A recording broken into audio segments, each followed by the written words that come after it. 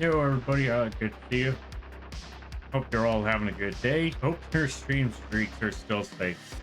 We're gonna find out. Hi, my name is Lampy, small time illustrator for full size moth. I do a lot of drawing streams, occasional gaming streams, sometimes some live 2D rigging streams. And no, I did not just wake up. I don't know what you're talking about.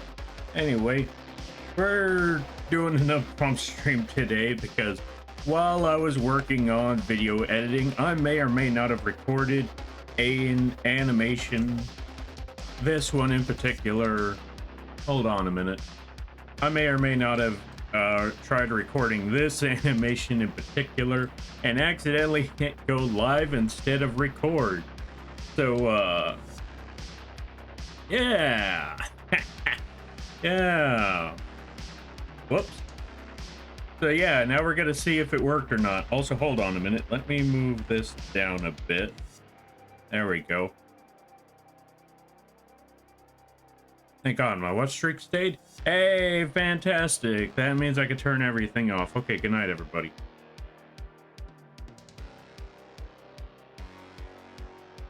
Actually, we need to stay for at least... I'm thinking I'm going to stick around here till at least 10 p.m. Once 10 p.m. hits, I'm going back to bed. In the meantime, good to see you there, Jiro. Good to see you there, John, Ombra, Ryu. I hope you're all having a good day. Good night, Lampy. Good night.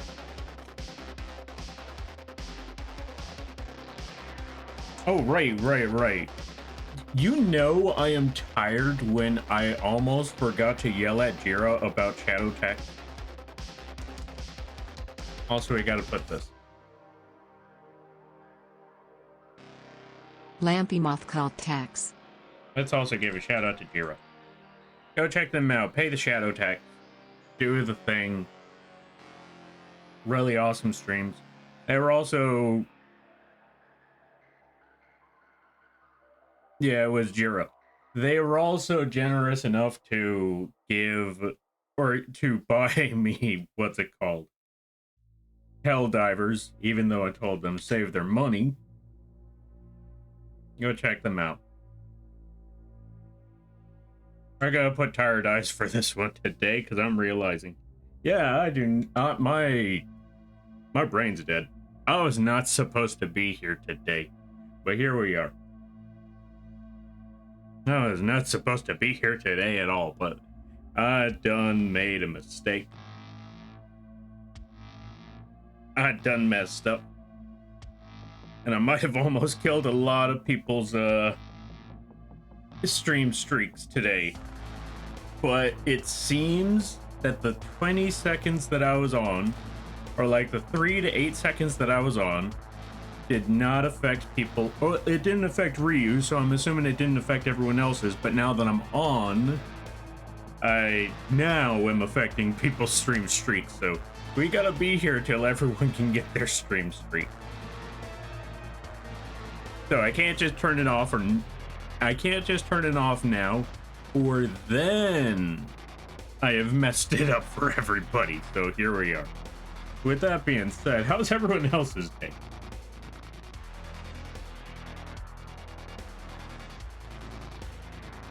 Give me my streak. We're gonna find out. Someone put exclamation point Mooney. Here, I know you're there. Put Mooney. Get him. Hello, Dan supported you, nerd? No, you. Thank you. Also, thank you, Ombra. Ryu, you almost had it. All you had to do was put an E. Don't worry about it, though. You did your part. You were doing your part. Folks, go check out Mooney as well. Really funny streams. Go support them. Pay the witch tax. E. See, you're doing your part. E. But yeah, what else was I talking about? For those of you that don't know, I totally didn't just wake up, see that it was 8:30, and jump out of bed realizing, oh, yeah, I gotta go do the thing. Get more sleep? What do you think I was doing?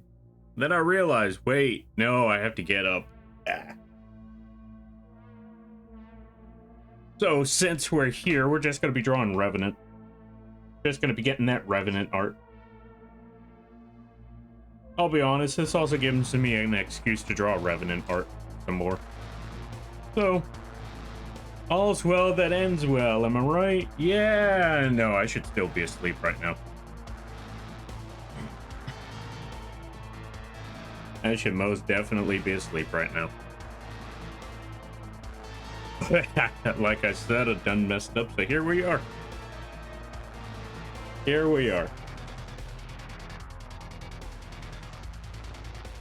But yeah, let's just work on this a little bit. Let's add that lighting effect to the sides of this. But we gotta put our brush at 100% opacity, as 30% opacity is not gonna cut it. We gotta get the full shine.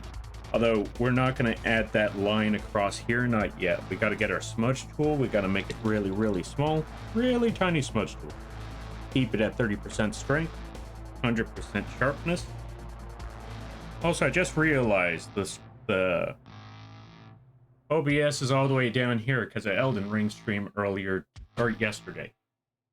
Okay, let's see. Poor Lampy. Yeah, that's what I get for making that. Whoops.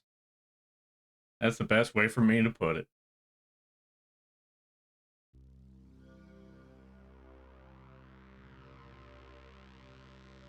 Lampy, you know, now we got to get to diving sometime. I should do one of those open lobby diving streams then. Since we got Helldivers now, thanks to Jira, go support Jira. This way, Jira has money to support themselves and other people. Yeah, go support Jira. Yeah. Pay the shadow tax. Because the shadow tax makes the shadow trains run on time. Yeah. Yeah. Yeah, do that. Get loved, you goober? No. No, you. Yeah, imagine a 58 stream streak vanished in a flash. Yeah, that's why I was looking at it. Like, I know some people who... Okay, I know there's a few people with like 7 or 8, and that's pretty impressive. But then we got the insane lunatics. Yes, I'm gonna call you insane lunatics. You know you are. You know what you are. And I appreciate you for that. Imagine those that have like in the 50s and stuff. Like Ryu. Lampy, I am going to drag you into level 10 bugs. Phrasing. Big heapy Lampy, big sleepy Lampy indeed. I am the big tired right now. I'm not even supposed to be here today. Lampy, run. Yes, run to the giant bugs. We will shoot. We will die. It will be glorious for democracy. I haven't even played the game yet. It's already effective. But yeah, 58 stream streak. I mean, come on. You're like 10 streams away from 60. That would be a major loss. That would be a major hit. That's why I was like, okay, if I could fix this, I'm gonna try to fix this, because them folks have put in this much time. It's only fair that I try to do the same. It's only fair that I try to save that time. For liberty, I'm more of a coffee person. Throw the tea over the bridge. Shout outs to anyone who gets that reference.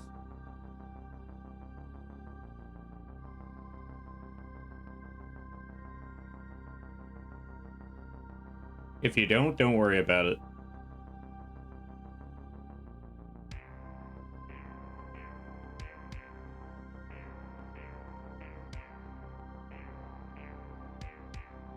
All right, let me see. Oh no, he got you too? Wait, who got... Wait, Mooney, did they get you... Mooney, did Jira get you, what's it called? Liberty as well? Democracy, Helldivers. Did Jira get you Helldivers as well, Mooney?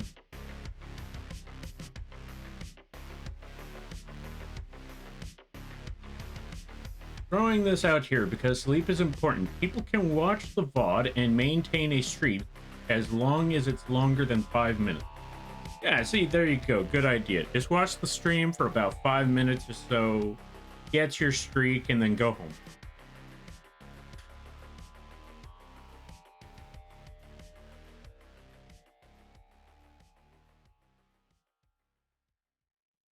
Lampy, I'm making you fight a Bile Titan with no stratagem. Is a Bile Titan the one with the green butt? I'm gonna shoot that shiny green butt. I think that's the solution. I'll find out when I see a Bile Titan. Or is that the Dargon? I don't know. No, I had the game. I just get dragged through bugs. That's fair. Why I say run? That's a good question. Why did you say run? Thank you for the 40 stream streak there, Zelda. I greatly appreciate it. So, good news. The 40, you know, like the 3 seconds that I was on, the 10 seconds that I was on, it did not affect anybody's stream streak.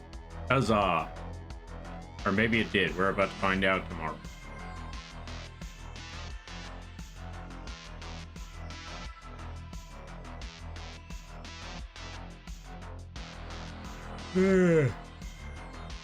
Welcome on in there, Kariba Lord. How you be? Hope you're having a good day, buddy. Happy Tuesday, Eve. Happy Tuesday. Welcome on in there, Zelda. Lurk. All right, you do your lurking there, Jira. I'm gonna be going back to the drawing. I'm gonna try to figure this out. Well, not figure this out. I know exactly what we got to do for this one. We just got to zigzag on the brightest parts of where the shine is. That blend that in. Got a smudge tool. 0% sharpness. No, wait. 100% sharpness. 30% strength. Give it a bit of a circular motion. Just drag it from one end to the other. But never cross the middle. Cross the middle and you may lose the integrity of that smudge tool. Yep. And you don't want to lose the integrity of that smudge tool. All right, I forgot. Where's the... Is that it? No, that's not it. Is that? Yeah, that's the one. Hold on to there a second there, folks.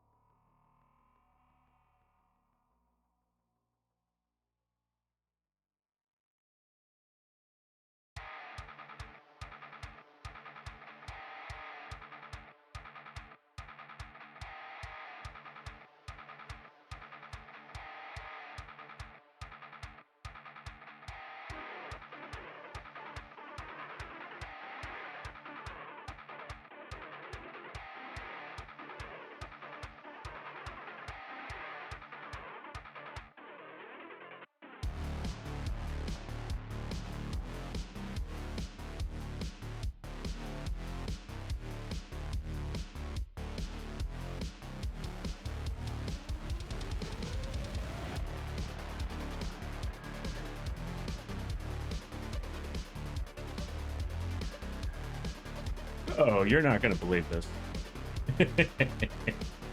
I gotta I got a BRB for yeah, I got a BRB for quite a minute. Moth Why? tax. Also hi Lampy. Hope you're able to get some rest soon. Knights 228 new heart. Yo, Night Shadow. Hey, Blobby. Yo, everybody. Well, one, thank you for the bits. Save your money. Two, I hope y'all had a good weekend. I'll probably ask you about it more on Tuesday because my brain is just kind of like. But yeah, you're not gonna believe this, there, folks. I gotta go BRB for a bit of a minute. I have to go get food, which I was not expecting to do at 9:00 p.m. I thought, you know what, 9 o'clock, all I gotta do is just sit here, draw for a minute, just get the food, or not get the food, BRB, or yeah, start the stream, draw for a few hours, be all set. I should be good. I did not expect the door to knock and say, hey, you want to get food? I'm looking at it like, it's 9 o'clock. What else is there? There's like 2 places, so I'm gonna go get Chinese food. I'm gonna see what they have left over there. I mean, it is pretty late, so that only means 2 things. One, they gotta throw the food out, which means they're gonna just shovel that onto the plate. So it's gonna be a tower. So that's a good thing. 2, it's either that or the opposite, where there's nothing left and they chose not to cook anymore because, well, it's almost over anyway, and they wouldn't want to just throw all that food out. So we're gonna see. We are gonna see. I'll let you know how it goes when I get back. It should only be like, what, 10, 15, between 10 and 20 minutes.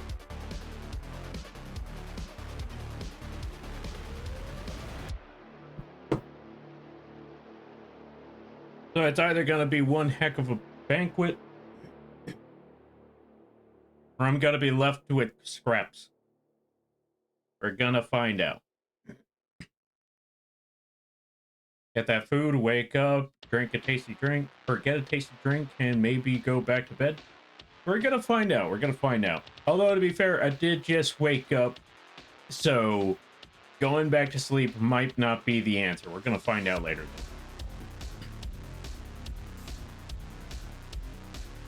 I only got 3 stream streak. Wait. I mean, okay, on the upside there, John, it shows that your streak is still there. On the downside, it means that you lost the streak sometime down the road. I don't know which day you lost it on, but apparently you lost it on... Yeah, apparently you lost it a few streams ago. So it wasn't this one, but if you only had 3 stream streak, it means that one of these streams you lost it somewhere. I don't know where exactly, but you did. I apologize on that. Day is better now. Lampy is streaming. Oh, thank you. I'm honored to hear that there, Blobby. Do you have a cold? You sound a little different. I just woke up like 30 minutes ago. That is your answer there, Blobby. I'm not supposed to be awake. Well, I am supposed to be awake at this hour, but I'm not supposed to be awake right now. I'm actually not supposed to be streaming right now. But here we are. Also, I gotta go get that food before it's too late. Thank you for the 5 stream streak there, Umbra. No need to apologize. It's my responsibility to show up to keep them, keep them streaks. Oh, keep themselves streak. That's a tricky one. Oh, to keep the streak. That's a tricky one. On one hand, okay, I will say this about the stream streaks. On one hand, you're not wrong there, John. That is very, very true. It's everyone else's responsibility to keep the stream streak, with the exception of today. That's on me. On the other hand, even if you have the stream streak, even if you don't, the fact that you've decided to stick around here for as long as you have, it means a lot. And if if you happen to do something that, takes up priority, that's fine too. 'Cause you know what? No stream is an obligation. I always like to let everyone know that part. No stream is an obligation. But I also know why people would want to keep that streak. It's like I said, some people have it in the 58th right now.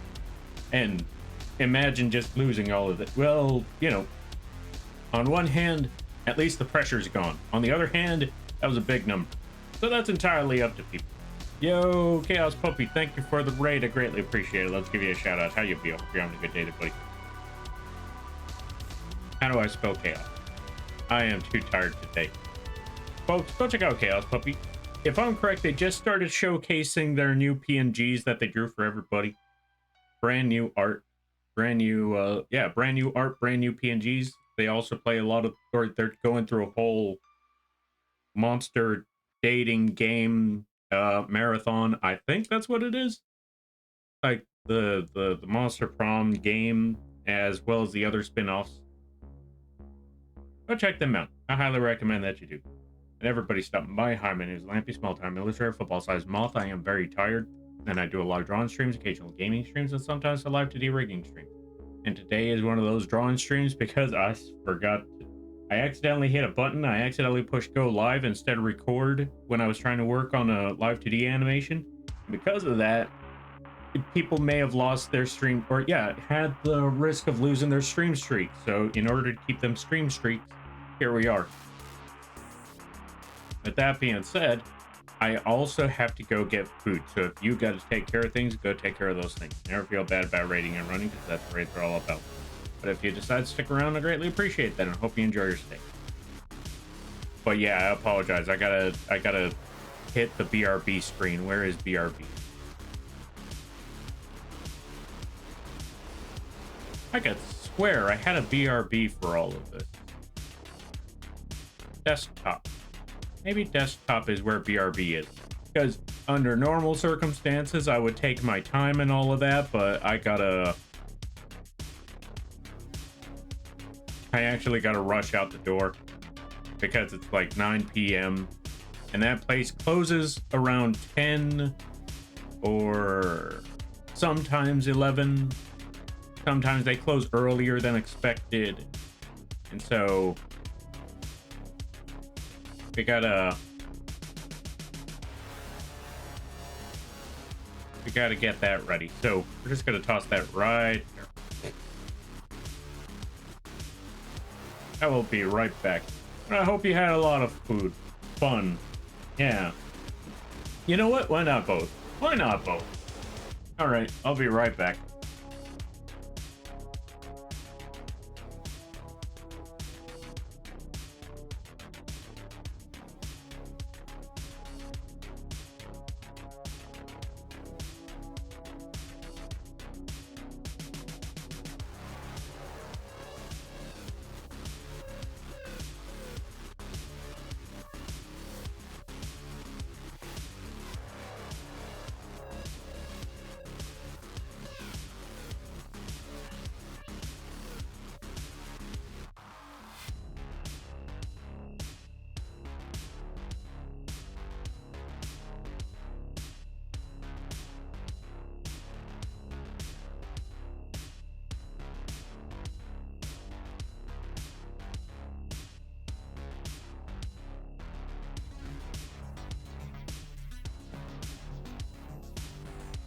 Actually, I forgot to say, while I'm putting my shoes on and all of that, folks, go check out Chaos Puppy.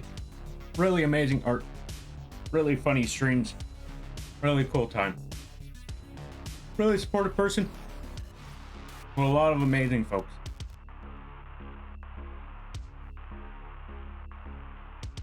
And they do a lot of funny voices for their characters. Really great times over there. Go check them out. Okay, I'm gonna go now.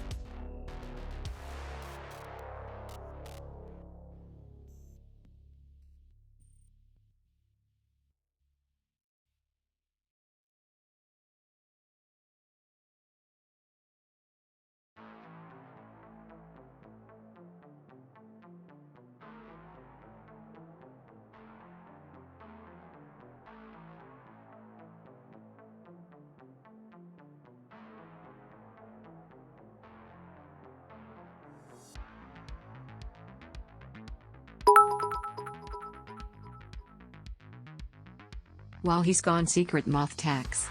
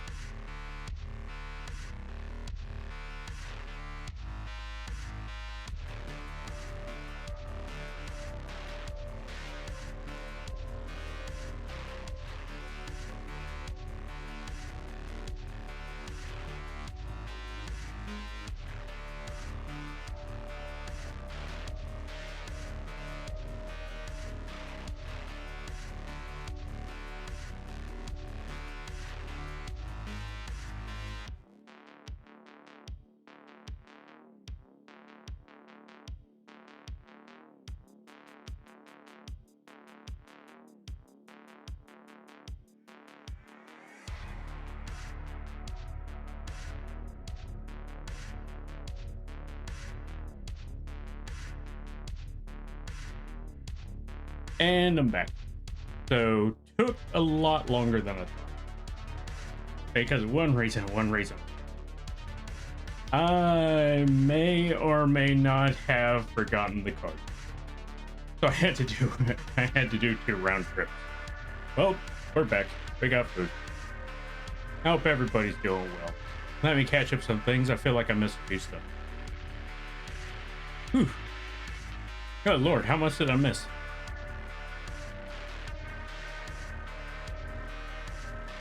Yo, everybody. Okay, let's give a shout out to Destroyer because we got a few raids that I completely missed throughout this entire time. Go check out Destroyer. They play a good variety of games. A lot of top-down strategy games as well as shooters. Very chill times over there. Very chill times, very fun times. All of that good stuff. And let's give a shout out to Wog Walker. How do I pronounce this? There we go. Wow. Go check out Wog Walker. Hope y'all had a good stream. Hope y'all had a good run. Hope everybody had a lot of fun. All that good stuff.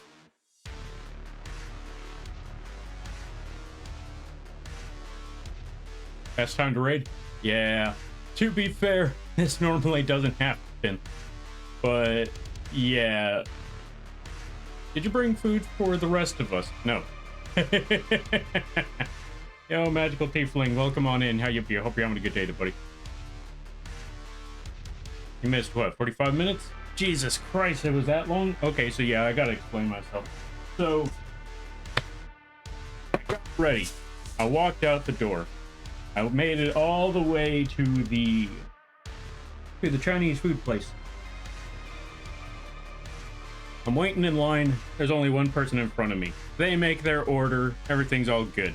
My turn is about to roll on in a little bit. And that's when I realize the card isn't in my pocket. I had to make a whole round trip. Rush my way all the way back home. Get that card. I'm all the way back over. And despite the fact that it's like 9:30 or so at this time, someone's already in line in front of me. So I have to wait for them to finish, get their food. Once they were done, I was able to get mine, and then I just got back here. And now here we are.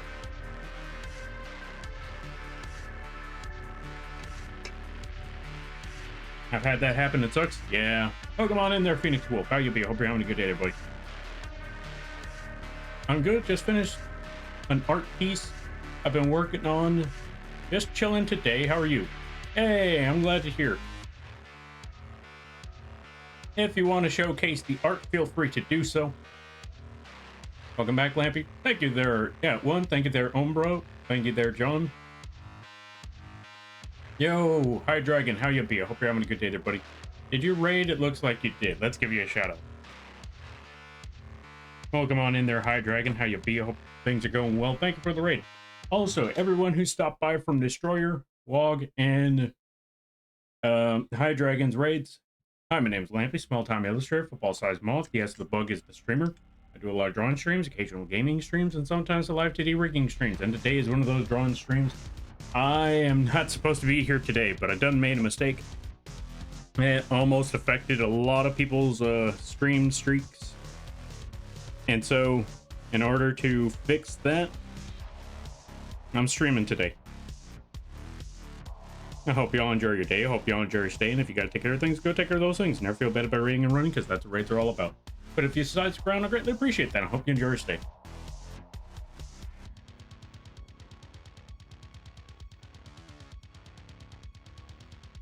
I missed yes, the bug is the streamer. All good there, John, all good. Sometimes I say it, sometimes I don't. So if that part is missed, honestly, that is... How do I put it? Sometimes it happens. And if it does, that's okay. I don't always say it all the time. Most of the time, I only say it when the angel form of the bird model is out. Because I've had multiple times where someone asks, which model are you? And so I just have to introduce myself one more time, like, because you never know.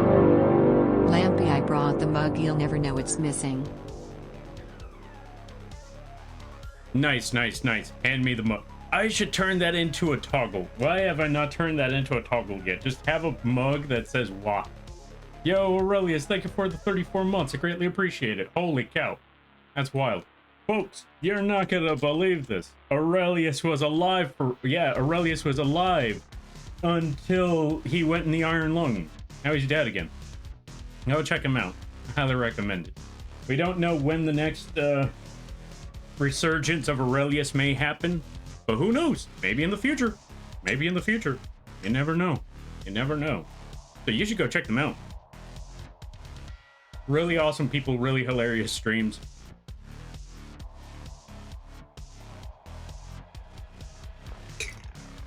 They'll never believe you. Of course not. I said that you played the Iron Lung, and over there it says Dark Souls. Like, alright, alright. Clearly the lamp is the streamer. Exactly, exactly. Clearly the lamp is the streamer. I mean, the funny thing is, I always thought, okay, if you went to the stream and you clicked on it, surely you saw the name of the channel, you saw that, you know, it's called Lampy Moth. There is a moth, the moth is down there. So surely that must be it. But then I remember, I accidentally bought caramel pretzels when I wanted cheese because I didn't read. So I shouldn't expect anything less from anyone else. Or I shouldn't expect anything more from anyone else. If I can make these mistakes and worse, I'm not expecting anyone to read every single title, am I right? I thought the lamp was the streamer. Me too, me too.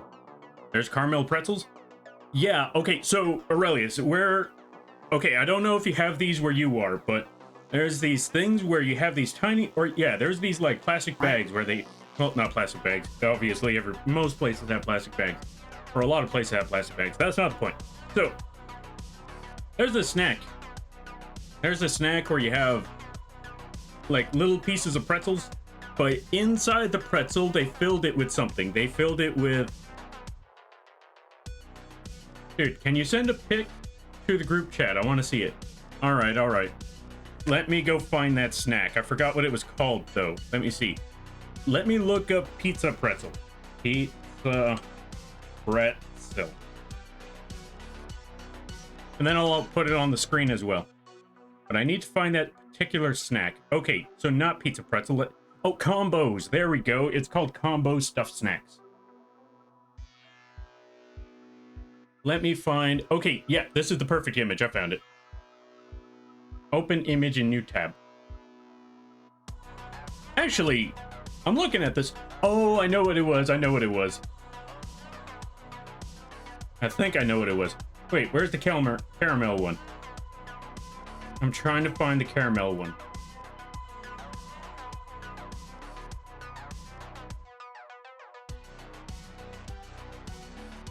Is that caramel?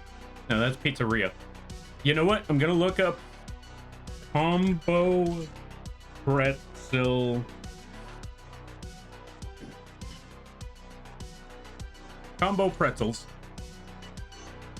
Caramel.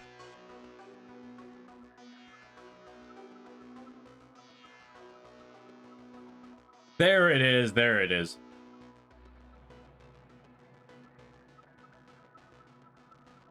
Open image in new tab. Save. There we go. I found the image and it's a JPEG, so I know this will work. For those of you that don't know what I'm talking about, I'm just going to plop this sucker on the stream. There we go. Now I'm going to put this in the group chat for Aurelius.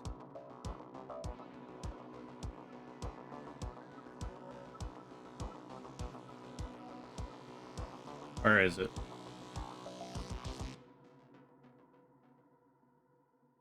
There we go. That's the caramel pretzel. So when I was working the warehouse job, I would always pick up the cheese pretzel. And they all had the similar box, or you know, the similar packaging that you see right there.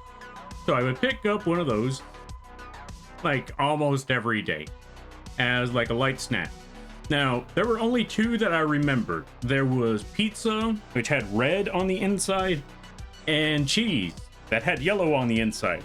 And if you see right there, that was clearly yellow on the inside.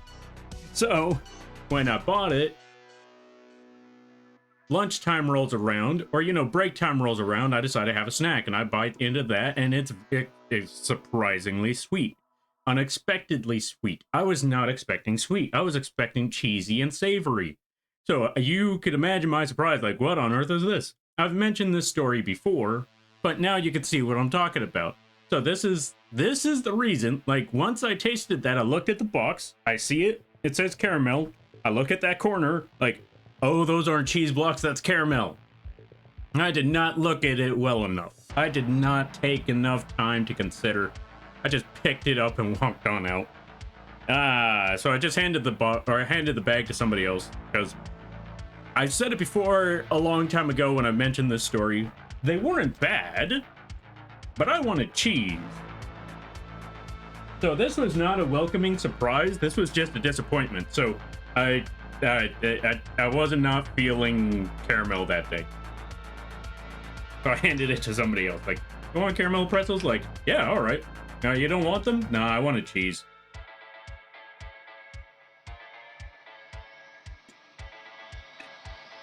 Oh, you don't mess with them? Noted.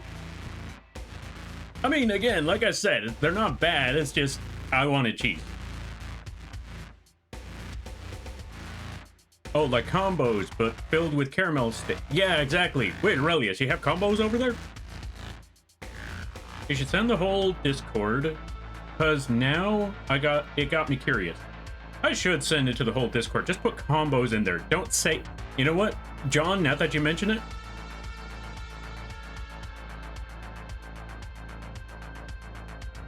I'm gonna go to the Discord. I'm gonna go to food, and I'm just gonna put combos. Not even put a word in there. I'm just gonna toss them in. I should not be doing things while I'm asleep. This is why they tell you don't mess with heavy machinery, because chances are they're gonna do something dumb, like post combos in a Discord and say nothing. Just gonna drop that right there. No words, no nothing. We're just gonna leave it there. We're gonna walk away. All right. The cheese ones are too salty. This looks perfect. Ah, fair enough, fair enough. Then yeah, you might like these. Me personally, I think my favorite ones are the pizza ones.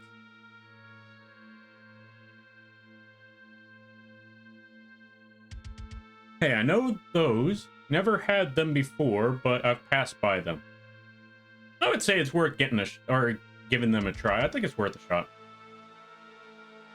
I would say they would definitely be worth a shot. Unfortunately, media literacy is in the all-time low, so reading isn't our strong suit. That's also true. That's also true. Like I said, I was playing Yu-Gi-Oh! A long, long time ago, so when I finally started working and I got my very first job, I was deep in the trenches of Yu-Gi-Oh! So reading wasn't a factor. Or reading was a major factor. Or should I say the lack thereof. Sweet and salty? Yeah, it's only something you want when you're looking for that. If you're not looking for that, it's a disappointing surprise. Also, welcome on in there, Nakamoto. Thank you for the hydrate. I greatly appreciate that.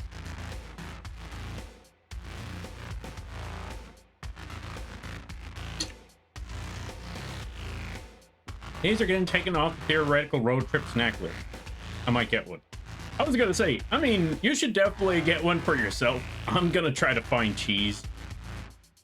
Frank idea. One day your model is a lamp and not a moth. I should.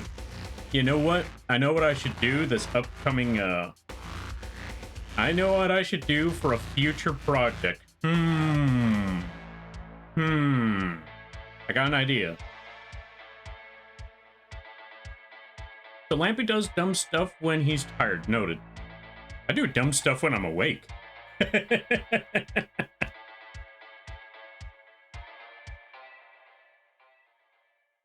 Never tried combos? I would say give it a shot. I think it's worth at least one try. I would say it's at least one try at the very least. Also, welcome on in there, Max. How you be? I hope you're having a good day there, buddy. I just got on stream. Why is Lampy holding a gun to my face? If I had a nickel for every time someone said that, I'd have like 10 bucks right now. Actually, no. At this rate, I think I would have been able to buy my own house. If I got a nickel for every time someone asked that, I think I would have my own house right now. And I answer your question, why not? When isn't Lampy holding a gun to our face? Exactly. See, Nekomata gets it. Nekomata gets it.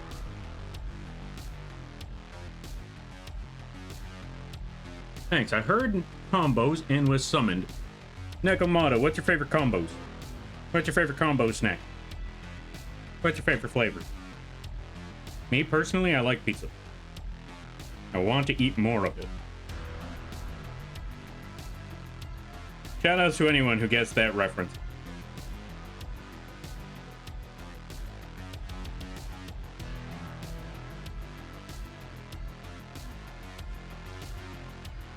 You have this as a house. That's not a house. One, that's a barn. And two, get that nonsense out of here.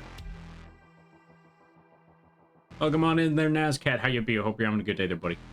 I only had them once, but it was the sweet and salty one. Ah, the caramel. Fair enough, fair enough. I would highly recommend cheese or pizza. I mean, depends on who you are. Yeah, it depends on who you are and depends on what your flavor preference is. If you're not too big of a fan of too salty, it's not going to be for you. If you are a fan of sweet and savory, caramel's for you.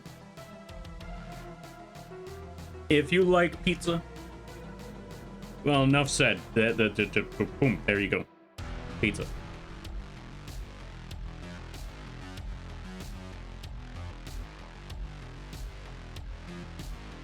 I'm not supposed to be here today. That's all I'm gonna say. I'm not supposed to be here today. The reference. Yep. My blood runs of referencing random stuff no one could possibly know about. I would say sometimes same, but sometimes I don't even know the references that people are talking about. Anyway, if everyone go watch Punk Doodles, you'll know it's Punk Doodles if you see a bunch of wizard stuff, a bunch of D&D related things, sometimes about vampires, and a lot of wizards. That's and if it's a lot of blue, then you're on the right channel. They have a very strong blue color scheme to their YouTube shorts. Really funny stuff over there. Like how the theory of, or how they drew and animated a theory about someone else's theory about what if male vampires didn't drink blood, and they were like male mosquitoes, where they just drank the sap out of trees, and it's the female vampires that are the bloodsuckers. And so you're running in the woods. You should just go look them up. I highly recommend it. But in the meantime, I'm just going to tell you the theory that person had. And yes, they animated this whole thing. Well, yeah, I want to still say animated the whole thing. So the theory is, what if you're running in the woods? Or scenario time now, you're running in the woods. You're trying to escape this vampire that's trying to kill you. And you run into another one, but he's not looking intimidating. He's just standing there, just gnawing down, or just munching down on tree bark, trying to break in there, trying to get that sap. You just see him just like sucking sap out of a tree, and that's how he distracts you for his female mate to come by and snatch you up. Does that mean that Veil vampires are smaller than the female vampires? I mean, I wouldn't be surprised. Considering how life works, that could be the case. Somebody get on that. What's up with the mace? Oh, it's not a mace. It's a star fist. Welcome on in there, Nazcat. How you be? Let's give a shout out to Nazcat and a shout out to Eevee.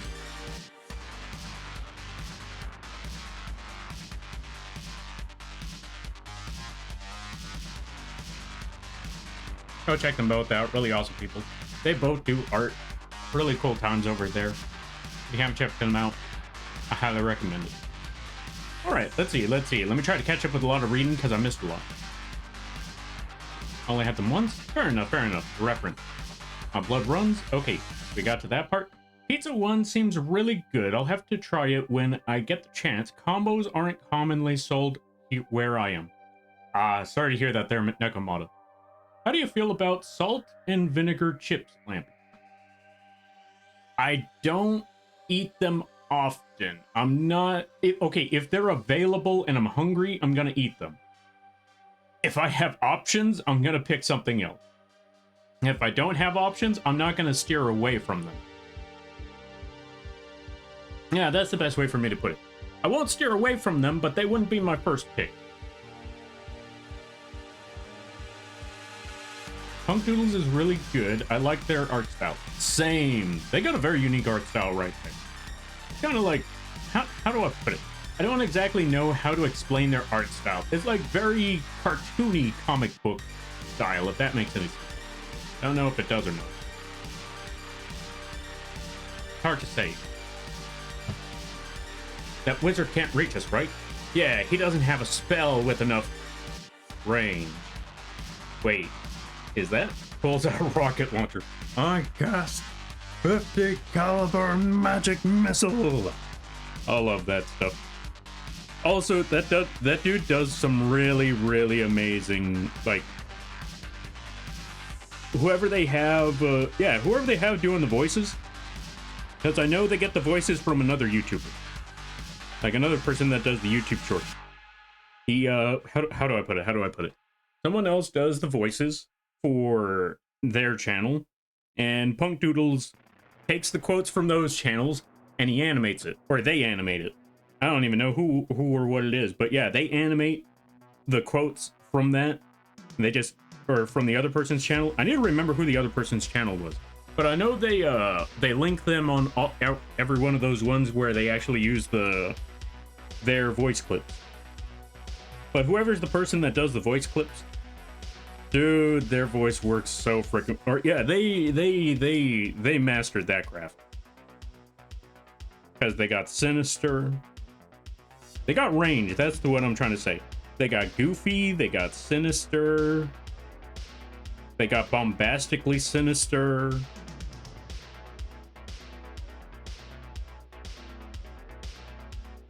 I don't know what else they got, but they got range. Oh, that's what it was. They could play a sneaky... Yeah, they could play a sneaky rogue. They could play a horse. They could play a... Oh, what's the word I'm looking for? Other than barbarian. There's an adjective I'm looking for that one. Well, they could voice a... Yeah, they could voice a... What's the word I'm looking for? A simpleton barbarian. Let's go with that. They could voice a very simpleton barbarian, a very vicious barbarian, all that sort of stuff. And they can also voice either very intimidating or very conniving villains. And sometimes their voices are like butter. And it's like, how on earth do you do this? I think one of the... But yeah, going back to both of those features, one of my favorite ones, in all honesty, is that one animated short about the mustard. I'm not going to give the entire story away because it's one of those things that it's funnier if you see it.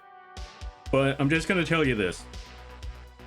I'm just going to paint the scenario for you, and then you can find it yourself. It's two people. They're at a barbecue. And while they're talking, one dude brings up, oh, you got a little mustard on your shirt right there. And then it escalates from that point. How does it escalate? You're going to have to go watch Punk Doodles to find out. Yo, Yuki-chan, welcome on in. How you be? I hope you're having a good day there, buddy. We were just talking about Punk Doodles. Really good stuff right there. He pulls audio from multiple channels. True, true, true. Maybe it is different people, but I know that he pulls from very distinct, I know he does pick from multiple channels, but there are some distinct channels in there. I got Tamagotchi Paradise. Ooh, how's the Tamagotchi? One of my favorites of his is The Tale of the Lesbian Hunters. Wait, which one's that one? I don't think I might have seen that one, but I don't recognize the name. But yeah, how was the Tamagotchi? Actually, I did play a horse in D&D once. How did it go there, Nazcat? How did it go? How was the horse D&D?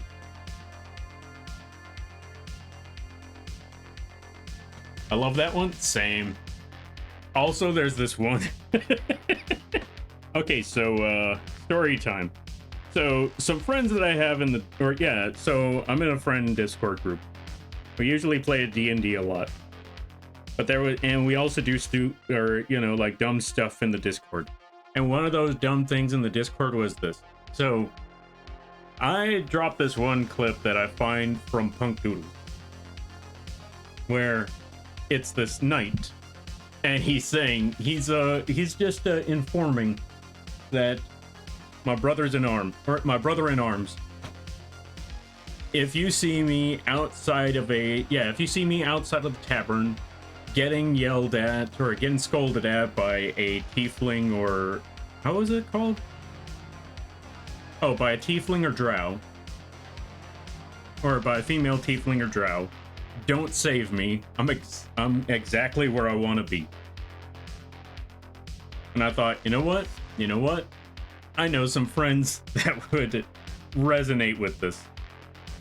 Oh yeah, they resonated with that, all right. So much so that they decided to do a bit of a funny, where they saw the video, they resonated with it, and then they said, oh hey, that reminds me of a video, and then put the exact same video. And they all did that. But it gets even better, because obviously, as adults and as good friends, we all know that this stunt is being pulled. So I play along with it. Instead of saying anything about it, I just drop a GIF where it just let me see. How can I find that GIF? Okay. I don't know if this is from either. I don't know if this show or this clip is from either from Rick and Morty or if it's from Bob's Burger. I don't know. But it's a clip of this mailman. He's just out there in the middle of the street. He does a fist bump and says, "My man." You know, like as a form of camaraderie or like approval, recognition, that sort of thing. So I decided to drop that clip for each and every one of those videos. Every time they posted the exact same video that I posted, I just put that clip. And then that part just became a whole running gag. Like if anyone ever dropped that clip, someone else would drop that clip, and someone would react with that one GIF, like without fail. It was almost programmed at that point. And so yeah, that was the story I wanted to bring up. Why? Because I'm really tired and I just needed to kill time. But good times indeed.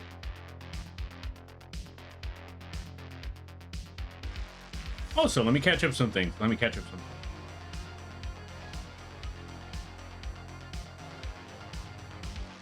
It's a nice little song. I gotta check out this song then. I aged up yesterday to a child, and today I aged up to a young church. Fair. Congratulations on your birthday. I hope things are good. I hope things are well. All of that. Also, I don't know what you mean by that sentence, but I gotta give you a fair warning. This is an 18+ stream. So if you're not of age, okay, the reason why I say that is because sometimes there might be a suspect joke here or there, and if I'm in a collab, there's definitely going to be a suspect joke here or there. And it's also a safety for those in the chat so they don't feel, like they're walking on eggshells and all of that. So if any of you are not of age to watch this channel, I have to kindly but sternly ask you to leave. If you're all of age, and I hope you enjoy the stream.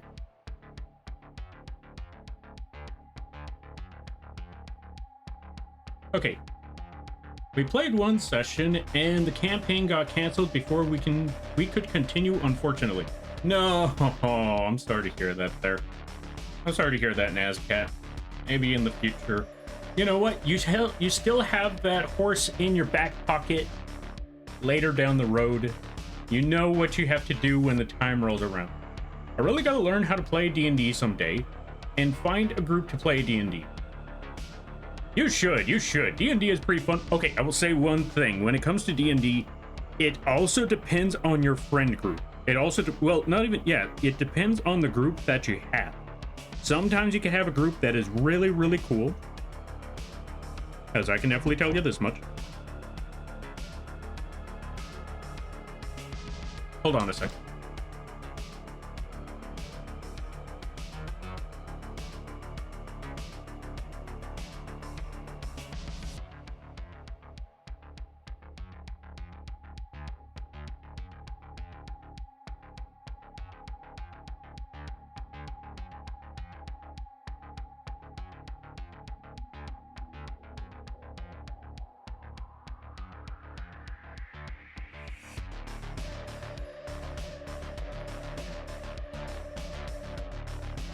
Okay, I'm back.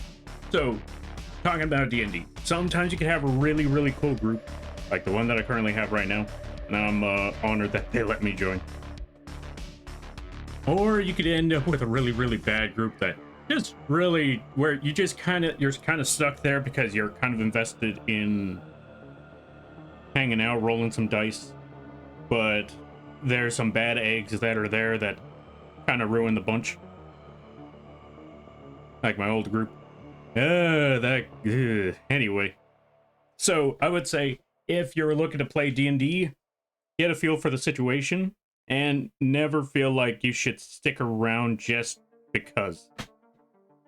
Just because you want to play D&D. It's not worth it. If you don't get a good vibe. Yeah, if you don't get a good vibe from the environment, just know D&D ain't worth it. You're not going to enjoy yourself in the long run. And that goes to anything in general. Like, if you're doing something as a hobby and you're not enjoying yourself and people are making you feel horrible, whatever it is that you're doing is not worth sticking there for it. Find another way. For example, if you're in an art group and you feel like that art group is kind of like draining your soul or ruining your experience with whatever it is that you're doing, find a different group or just do whatever it is by yourself. It's probably going to be easier that way. But luckily, currently, I don't have that problem no more about D&D. I've found my group. It's really hilarious. I'm trying to remember what on earth happened. I'm trying to remember what happened in that D&D group that we were just busting a gut the entire time. That was gotta be driving me crazy because I'm trying to think about the recap. Okay, recap of last D&D story. We killed the drow spider. Oh, okay, there was multiple things that happened in that D&D story. Okay, so there was one part that I feel like was very messed up. But we'll get to that one soon enough. Dinkies? What's Dinkies? Look up Tamagotchi Paradise. It shows the new characters. Alright, I'm gonna have to check that one out after this stream. I think that, yeah, after this stream.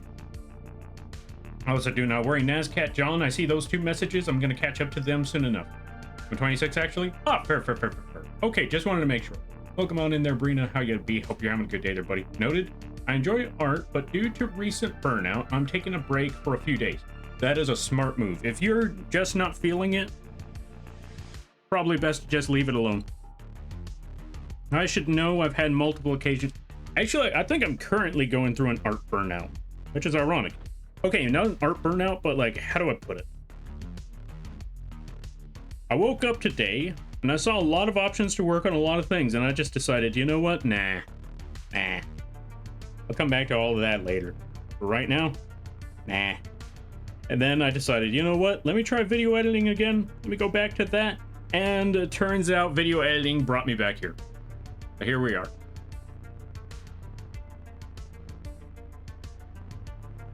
Lampy, do you have any D&D horror stories? Like, by that, I mean stories about issues with a group. I have one. Good lord, was this a bad one. This is the only D&D horror story that I have. Well, but it's a long-running one. Let me catch up with some things. Let me catch up and then I'll get to that horror. Well, first I want to catch up to a couple things. I want to talk about the... You know what? I'll leave the positive story for afterward. But yeah, let's see. The backstory was that the horse believed he was a knight who was under a spell that turned him into a horse. But actually, he was a regular horse the whole time, but the spell that killed the knight transferred some of his memories to the horse. Oh, so it's like a... What's that one game? It's like a prototype situation. Me and my friends will send some of the dumbest stuff to each other. You know what? That's how you know it's true friendship right there. All right, now that we caught up. Okay, so D&D horror story. I had one group that... yeah, it was pretty bad. I don't know how to put it. So, we were playing D&D. It was pretty cool at first. It was all right. Except, things started to go downhill when some players started having an issue with the DM and how they ran the game. I didn't see much of a problem, mostly because I was new to it. Or I was new to the group. But I can't deny I also contributed to the problem because when I joined that group, it was me and another person that I invited. Okay, I didn't invite them to the group, but I invited them to join me in looking for a D&D group. Because I was planning on going to a D&D event, and I knew someone who really liked D&D. And so I thought, hey, you like D&D, you want to join? They were like, yeah, sure, why not? Yeah, I think that was one of the bigger contributing factors of where this whole thing went downhill, but it wasn't the main factor. We'll get into that one later down the road. But yeah. So, over the few campaigns, there was a certain pattern that started to pop up when it came to this stuff, which was the DM throwing... Okay, how do I put this? The DM had a plan for their story, and they would accept nothing to change that. So when we ended up straying off the wrong path, they would push the story back into its proper direction, quote unquote proper direction, which I'm gonna let y'all know, for anyone who plays D&D, pushing a story in a proper direction, how do I put this? Okay, there's two ways to go about it in D&D.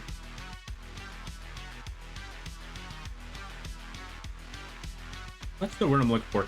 Give your characters a feeling of choice, but don't give them full freedom, obviously, because if you give them full freedom, then they don't know what they're gonna do, they don't know what happens next, so you still have to have a story ready for if they do this and they go down a different path that you were not expecting, which, by the way, I said different, not wrong, because I want that one to be a very, very specific thing to be emphasized there, because some people will look at it as they went the wrong way, so now I need to fix that.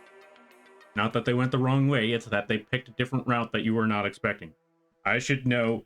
I tried to set up a campaign. Anyway, that's not the point. That's not the point. Anyway, going back to it. So, the players took different options, took unexpected routes, took unexpected plans. Because of that, the DM would punish the players by either A, throwing a boss at them that they were not ready for, that they were not leveled for, or they would force the story in the direction that they wanted it to go. Not only that, but they would have multiple characters where, despite everything that the players would do, those characters would not die. Why? Because the DM didn't want them to die. That's not part of the story. That's not how it goes yet. And you could see how this becomes a running problem. Not only that, but they were very, very invested in their, in their NPC. So much so that it felt like they were more invested in the NPCs than the actual players. If that makes any sense. Like, they wanted to see their story through instead of playing the campaign, if that makes any sense. And over time, that started to pile. That started to erode the players' morale. I should know, I was one of them. Not only that, but it just started getting worse and worse, and it didn't get any better because one player in particular that was there was also pushing for their own main character story hoopla thing. Because, I'm not gonna lie to you, one of them was a deflective control freak. So, and what I mean by that was, if it didn't go his way, he would get mad. And you could visibly see that he was mad and irritated about the situation. And I'm not gonna lie, I definitely had some beef with that player, which was funny, because I was the one that invited that player to join me in looking for a D&D group. So, yeah. That just built up tensions over time. We actually had, our D&D group actually had to have 2 different meetings to discuss the situation. Actually, 3 different meetings. Oh, also, in case you're wondering, are you sure that the DM punished you for your actions? Yes. During the time that we had that discussion about that meeting about the discussion about the current campaign, he did admit that, yeah, he got mad because of one situation. I'm gonna paint a picture for you. So, the DM had a session where we were supposed to find the main villain, kind of monologuing to themselves, doing a ritual sort of thing. And what they expected us to do was to walk into that portal, not do anything, sit there, watch, and listen to hear what the villain is saying. I didn't know what was on the other side of that portal, so while everyone else walked on in, I threw a rock. The rock landed in the pool, or in the pond that the villain was in, that was monologuing. So obviously that caught the villain's attention. And apparently that upset the DM because they couldn't do the whole monologue that they were preparing for. And so they threw a giant boss at us that one was makeshift, or I don't remember that not the proper term. What's the word? Not makeshift. There's a certain term for when you make up your own monster based off of D&D stats. I'm trying to remember what it was called. There's a term for it, I don't remember, but I'm just going to go with makeshift for now. If anyone else knows the term, homebrew. There we go. Thank you there, John. So not only did they toss a homebrew boss at us, they threw an incomplete homebrew boss at us. One they did not test, one they did not proof, or, game proof. They practically just threw a modded boss at us that they don't even know if it works properly or not. Because they were mad that they didn't get to do the whole monologue thing. And I'm not gonna lie, I too was also part of a problem in this story or in this campaign. I'm not gonna say I wasn't at fault either, because though I was trying to just go through the motions in this campaign, yeah, I wasn't really invested in it all too much because I tried being invested in the story, but the way the story was going and how the campaign was going and how it felt like we had really no agency in this, we are being forced to be NPCs in their story. I just didn't really care about how this went down. And I'll be honest, I kind of left it. I left about twice. The first time I left because I didn't really like the story, but I did like hanging out with some of those people. So I came back. The second time around, I felt like I needed to make a new character, especially since they said, you know what, maybe that's what's wrong. Maybe you just need a new character that just feels like it fits in the story or something, I'm like, you know what, maybe you're right. Let me give that a shot. So I tried thinking about a character that better fit the story. And then I realized, I don't really care for this story. I really don't care for this campaign. I don't think I care for this group. And so that's the second time I left, and I never went back. So that is my, that's my horror story of D&D. It's not a big one. It's not horrible, but it could definitely have been worse. But yeah, no, that was still pretty bad. Honestly, that's understandable. Yeah. Also, Spicy Kit Kat, welcome on in. Also, Ombra, thank you for the stretch. Yeah. Ombra and John, thank you for the hydrate, and thank you for the posture check there, Ombra.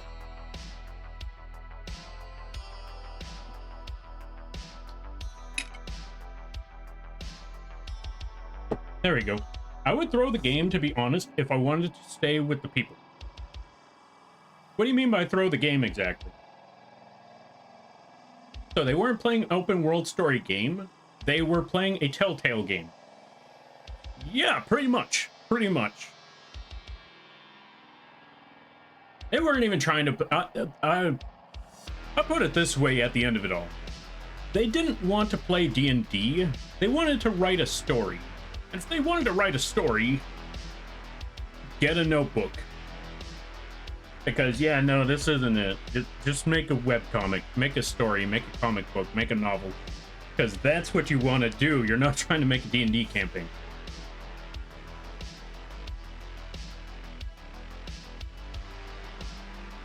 I enjoy art, but okay, so I saw that part.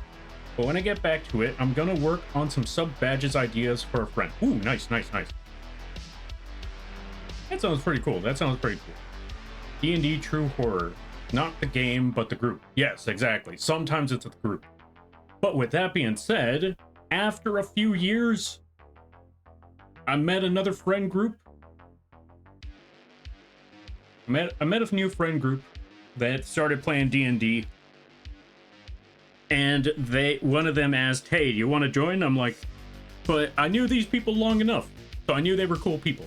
So I decided, you know what? I want to give it a shot. I've been wanting to play D&D again. Best decision I ever made. Because these people are people that I know of through the... Actually, I met them through the streaming thing. So I gave it a shot. Best idea I ever did. Or I ever did was... joined them. I greatly appreciate them giving me the offer to join, because honestly, I would have struggled asking like, hey, can I join y'all in D&D? But I greatly appreciate them letting me tag along in this, because it's been a really fun time over there. Like, how do I put it? Again, oh, wait, how do I put it? I just remembered something. Okay, I remember what it was. I remember what was having us cracking up the whole time. So let's balance out the D&D horror story with a different story, with another D&D story, but this time it's better. Yo, Funda. Hey, Funda. Long time no see. How you be? Hope you're having a good day there, buddy. Let's give a shout out to Funda. Also, welcome on in there, Spicy Noodles. How you be? Funda. Go check out Funda Dunda. They play a good variety of games. Really chill times over there. Very funny streams. All that good stuff. Also, Noodles, while you're licking the lampy. And everybody stopping by from Funda streams. Hi, my name is Lampy, small-time illustrator, football-sized moth. I do a lot of drawing streams, occasional gaming streams, and sometimes a live 2D rigging streams. And today is one of those drawing streams. It's an unprompted drawing stream. I'm not supposed to be here today, but I may or may not have almost accidentally ruined a lot of people's stream streaks. And to make up for it, I had to stream today so they could get their stream streak. So here we are. With that being said, I hope y'all enjoy your day. I hope y'all enjoy your stay. And if you got to take care of things, go take care of those things. Never feel bad about raiding and running, because that's what raids are all about. But if you decide to go around, I greatly appreciate that. I hope you enjoy your stay. How was it? I hope it went well. How are you, cutie? Hold on a minute. Hold on a minute. There we go. Perfect. Yeah. Cute. That's the word. Yeah, that is totally a word I would use for this model. Yep. Absolutely. Absolutely indeed. Nothing creepy about this model at all. Nope, nope, nope. Absolutely adorable. Also, Myota, welcome on in. How you be? I hope you're having a good day there, buddy. So anyway, what was I talking about again? Oh, yeah. was going to talk about a few things, and then I was going to talk about the positive D&D thing. Also, I forgot. Let's give a shout out to a couple more folks. Let's give a shout out to Brianna Belladonna. Let's give a shout out to Mayoto. How do I do this? I didn't do that right.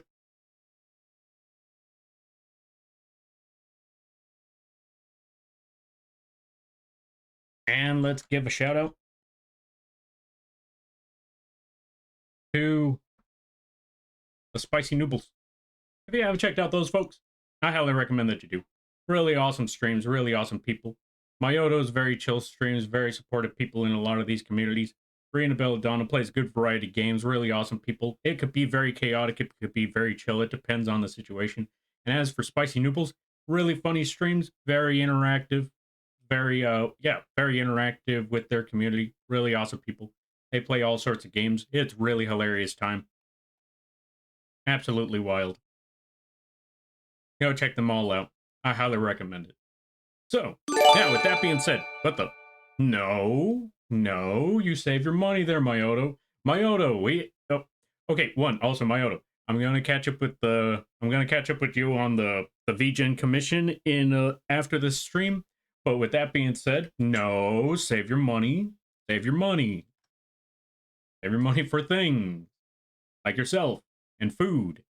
Also, thank you for the 500, or thank you for the 5. I greatly appreciate it. Also, let me see. One day I'll get the Scorpion right. Oh, the script right? That's okay. That's okay. Let's also get the music back. So, going back to it, positive D&D story time, because we already brought up the. Oh yeah. Also, how am I today? I am tired, but I am good. I just got myself an animation commission, and I might have a live 2D commission later down the road. Only time will tell. Only time will tell. Plus, on Tuesday, since we're working on the Revenant art here, I could actually work on a different art project for a Spock. It's finally time. I can finally go work on that project. So we're probably going to do that later on. But for right now, we're just taking a chill moment here to just work on some project. Because I forgot to fix all of this up. But here we are. Little by little, slowly but surely, we're making our way there. Making our way downtown and all of that. You know how the song goes. If you know the song, yeah. That's about it, yeah. Anyway, let's put this at 30% opacity, because we need to put... Oh, that's the smudge. We need to put that brush at 30% opacity. Bring that across right there. There we go. Then we make a thinner line. We just keep making this line, or the shape, thinner and thinner. But we keep our brush at 30% opacity to blend everything, or yeah, to give ourselves a better shading blend. Now, with that being said, ads start in a minute. But along with that, positive D&D story time. So, me and some friends were playing D&D a few weeks back, late February. And we beat the drow. No, not drow. We beat the drider. And we started exploring some things. And we found a door. Okay, I need to look up what they said about there was a riddle on this door. Alright, I stopped by to say hi. Gonna head over to my wife. Oh, my wife's stream now. Alright, you go take care of what you gotta take care of, and I hope it goes well. And I hope y'all enjoy, or yeah, I hope you enjoy over there. There's Spicy Kit Kat. And I hope you have a good day, better tomorrow, and a great week. Now, I'm gonna look up this riddle that was on the door. It's around here somewhere. Thank you for the crab rave. I'm trying to find that riddle. Because when we were looking at this riddle, it should have been a regular, normal riddle. But one of our friends said one thing that absolutely ruined it for us. Absolutely ruined the entire riddle for us. Okay, so I'm gonna give you the riddle right now. Maybe you could figure it out. I'm gonna say the riddle, and maybe you could figure it out, and then I'm gonna tell you what one of my friends said. That absolutely ruined the idea. Absolutely, like, steered us in the wrong path and was very difficult to turn back.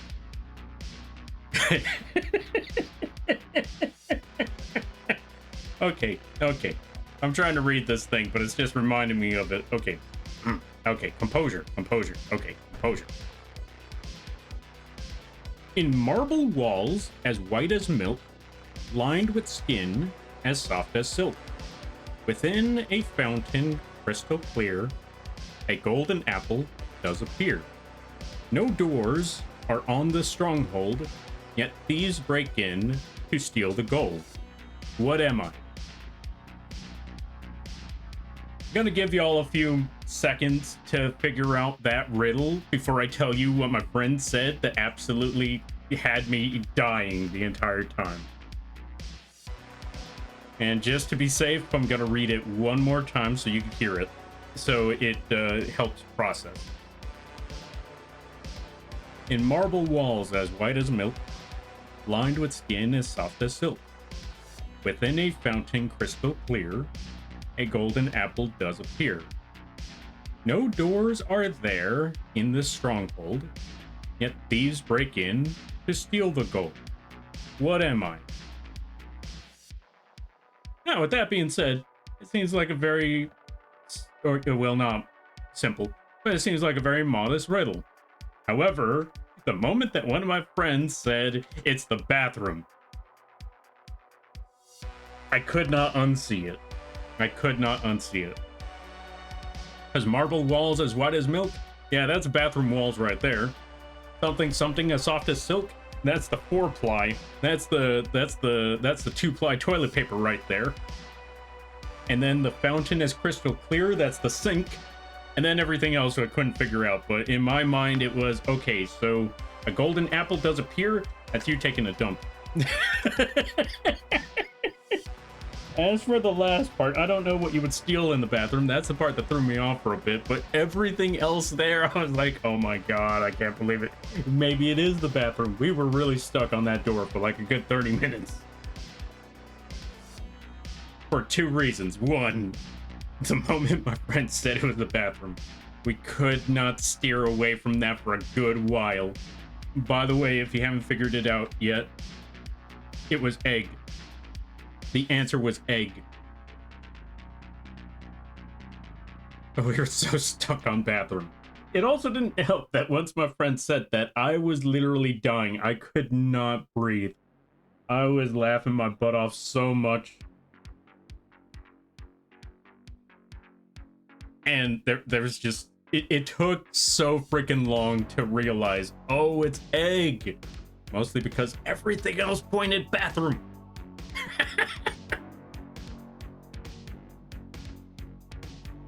Fountain crystal clear, that's totally the sink. You can't tell me otherwise. Yeah, no, turns out that's the outside of the yolk. And then you got the gold in the middle, that's the egg yolk. And then the outer walls, that's the, you know, obviously that's the egg shell. And even though there's no doors, thieves steal the gold. Boom, that's the egg yolk again. And our DM was just cracking up the entire time because this was the second door that we were stuck on because we were overthinking it.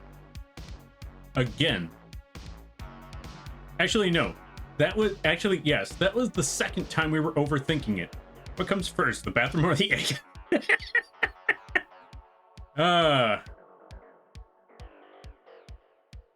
The egg. Because after you eat the egg, you have to go to the bathroom hours later. There you go. I'm heading on out. Oh, let's see. I'm heading on out, Mr. Lampy. The goober gotta go kiss the homies goodnight. Stay hydrated. All right there, John. You go ahead. You go take care of what you gotta take care of. Thank you for stopping by. I greatly appreciate it. You go get that rest. Or you go take care of what you gotta do. And I hope you enjoy the stream. And I hope you have a good day, good night, better tomorrow, and a great week. You take care now there, buddy. Let me see.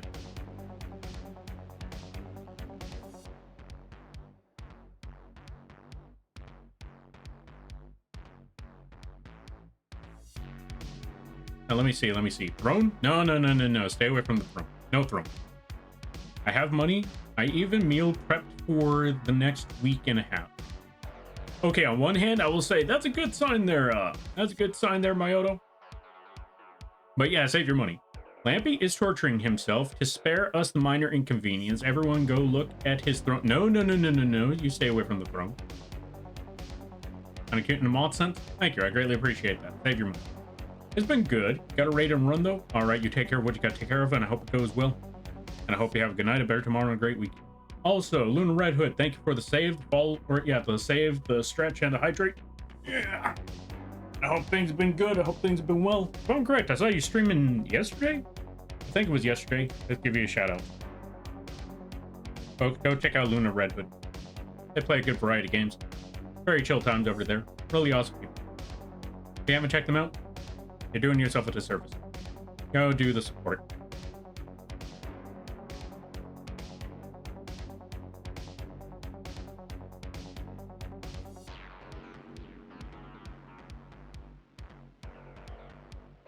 But so yeah, that was the D&D story that I had to say for, or that was the other D&D story to cleanse the palate of the horror story.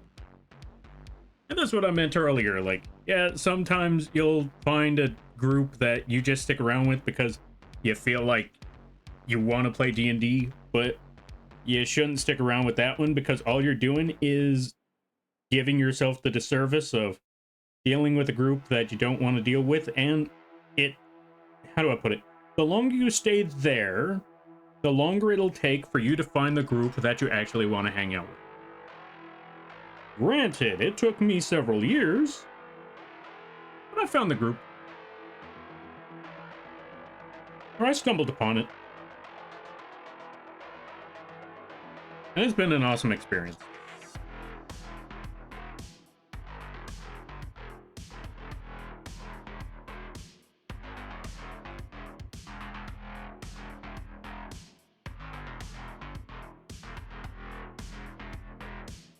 Also, in that last campaign that I was talking about with the egg yolk, there was a lot of spiders that shook their butts vigorously. This was specified. I don't know why this was specified, but to this day, I still don't know why the emphasis on why the spiders were shaking their butts, but it was there.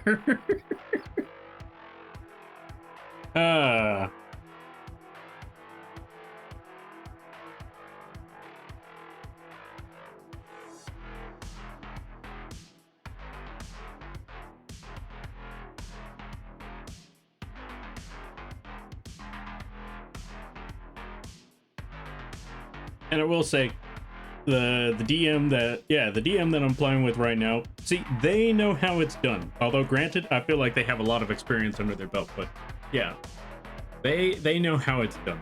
They let us make our own mistakes. They let us fumble the ball real bad. Like, for example, there was this puzzle. Dragon statue. So they set up a trap for us. But they didn't tell us anything about it. They just placed it in a room, assumed we would eventually find it. If we didn't, who knows how that would have worked. But chances are they probably would have just been telling us later, like, there was a whole map and you just walked away from it. But yeah, we stumbled upon a map, or we stumbled upon a room, and without even thinking about it, despite how suspicious we were of everything else, like, okay, perfect example. In that very same campaign, there's a door. We killed the Drider, and there's two doors, and we can't see anything past the door. So I decide I'm gonna be on the side of the door. I'm gonna wave to my allies to move out of the way of standing in front of the door, as you never know. There could be spikes, there could be traps, there could be arrows, there could be things that fly through that door to kill us. So we move to the side, and we open that door like SWAT team style. Or not SWAT team style, but like espionage style. Open that door, wait to see if anything flies out. Nothing? Okay, we're good. We walk through that door. We see a giant dragon statue. Without a second thought, I walk in, not even considering. Didn't we just go through that previous scenario to avoid, you know, walking into a trap? You want to know what happened after I walked in there? This dragon statue started moving. I got swatted. I got smacked by that dragon statue. And I collapsed to the ground. I lost all my health. I nearly died that run. Why? Because I was suspicious of the first half, not considering that the dragon statue might be a trap too.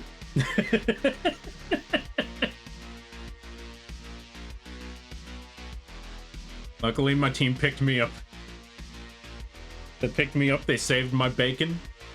And then we tried to come up with a very elaborate scheme to get the egg that we just got to that dragon without getting smacked. We came up with an elaborate plan. It did not work. It failed miserably.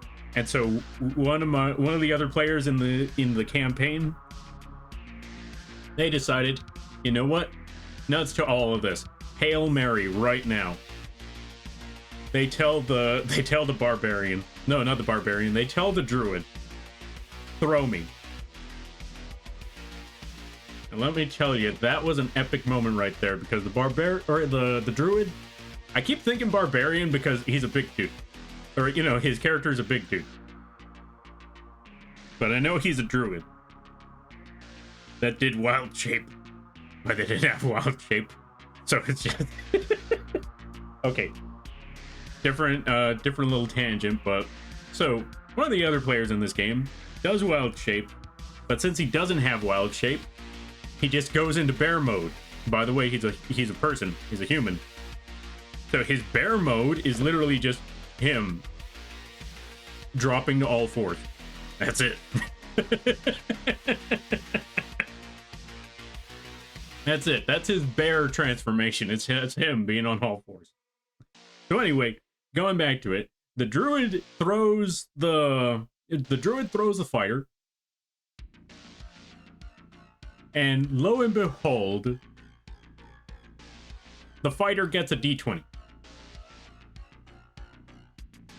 and manages to just perfectly just slide across, get to that dragon altar.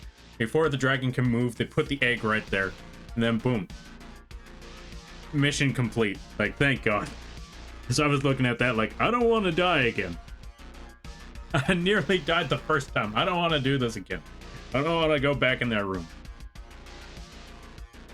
So yeah, it was a really fun campaign.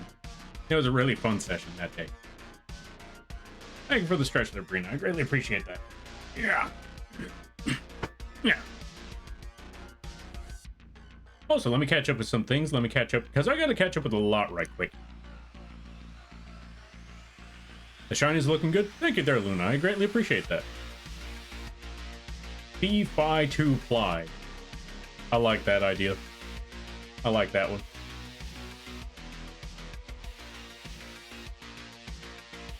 Yeah, I was checking some demos out is all. You're too kind, Lampy? Nah. And all good, and no worries, and no problem, and thank you for stopping by. I greatly appreciate it. Those are words, right? Yeah. I have my own D&D horror story, but thankfully I'm long gone from that group. I'm glad to hear, and I'm also sorry to hear that you had your own D&D horror story. It happens. It happens. Sometimes it works, sometimes it doesn't. Like, you can vibe with people, but not have the right synergy. But once you find a group that you do have it with, it can be a good experience. It can be. That's why you just gotta find the right group. Easier said than done, but when you find the right group, there you go.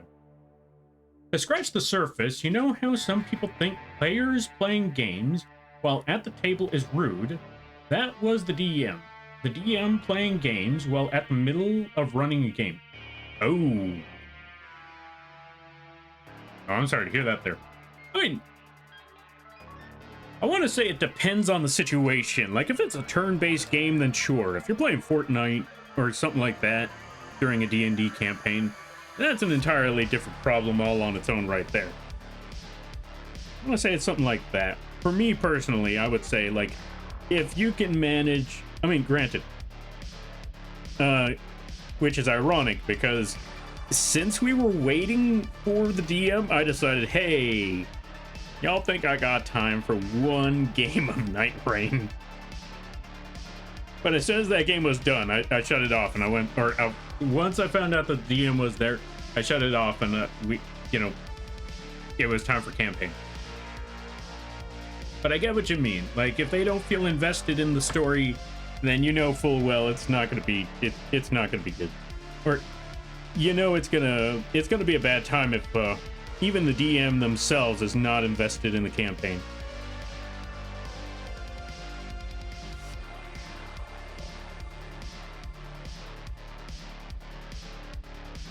A good DM will know how to not railroad and still be able to tell the story.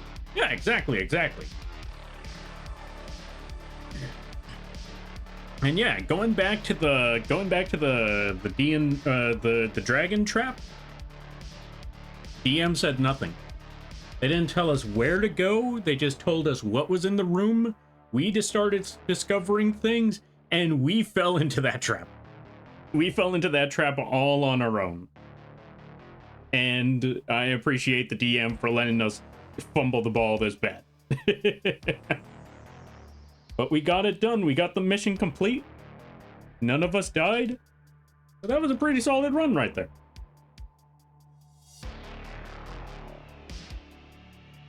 And again, the DM gave us all the tools to figure out how we should go about things. And if we made horrible mistakes, that was on us. Bear mode indeed. Also, welcome on in there, Missile. How you be? I hope you're having a good day there, buddy. The thing we expect and the things we don't. Yeah, exactly. I like how D&D players rarely just open a door. Okay, yeah, exactly there, Luna. Sometimes, okay, you see a door. Any other game, you just walk through it. D&D, on the other hand, what is this strange and peculiar mechanism? There must be a secret to this. But how? How should we go about? What should we do? What is our game plan in procuring the means to accessing that pathway that is currently blocked by that obstruction? And you already know the DM's just looking at it like it's a door, just turn the knob.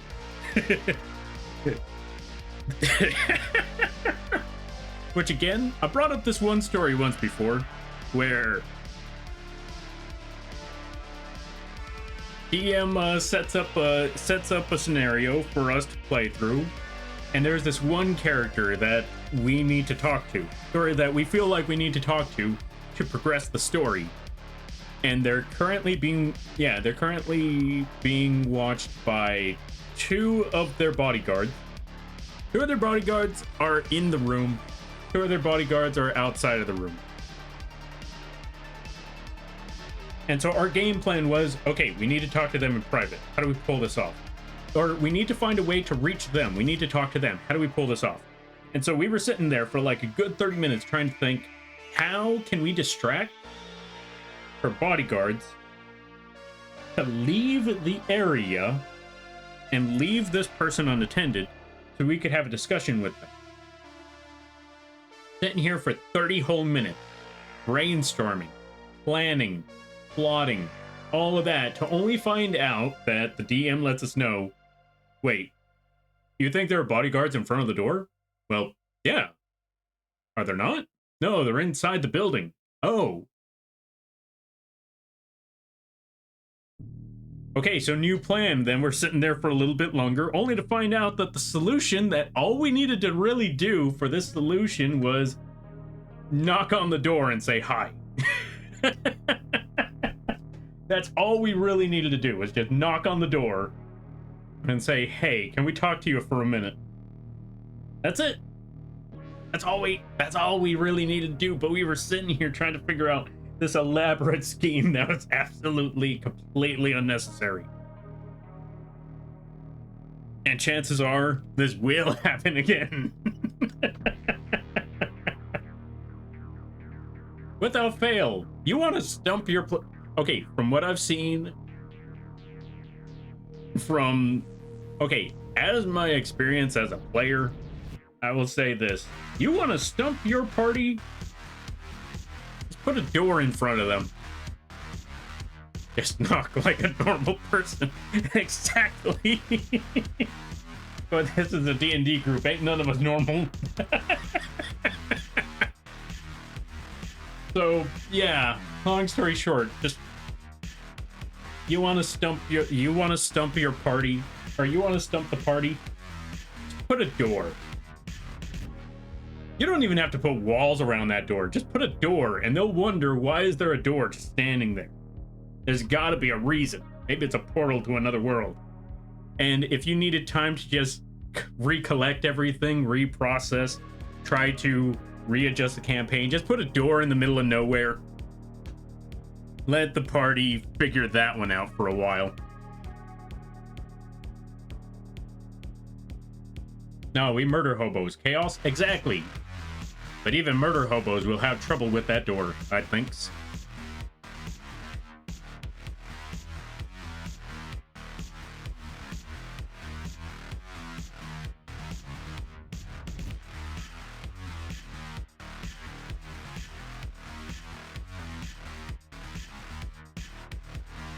But yeah, those are some great campaigns nonetheless.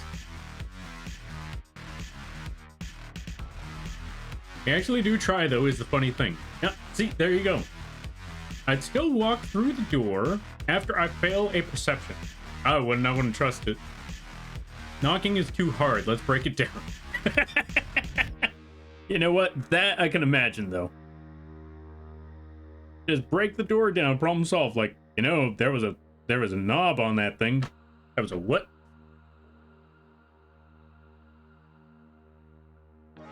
It's some kind of cosmic joke we turn into a Scooby-Doo, or yeah. It's some kind of cosmic joke we turn into the Scooby-Doo gang with explosives. You know what? I resonate with that one. Sometimes you just gotta have an explosion here or there. Or sometimes you gotta set a spider butt on fire and then kick it across the room. Or sometimes you just gotta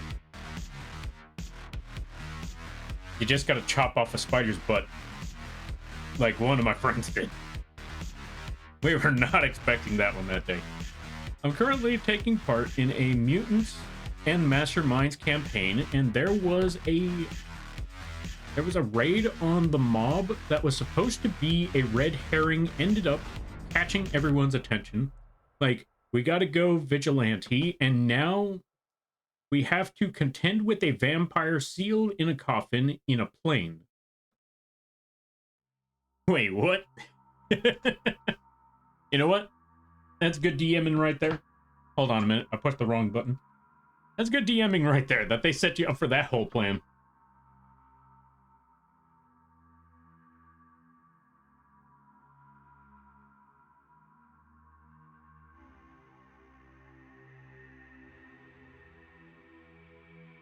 All right, let's see. What's funny is when someone wants to tame it and keep it as a pet. The vampire or the door?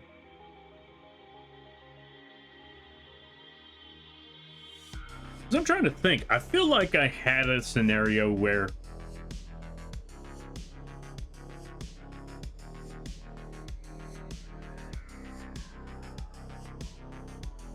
trying to think about this one.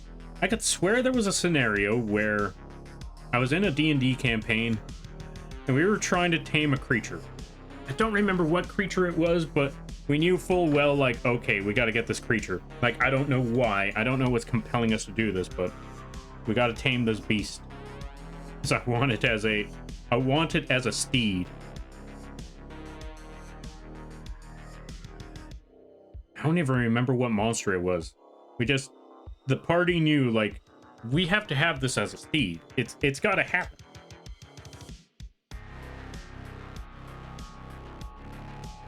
Like, we don't know why. We don't know the mental purpose. But we got to do this. Eventually.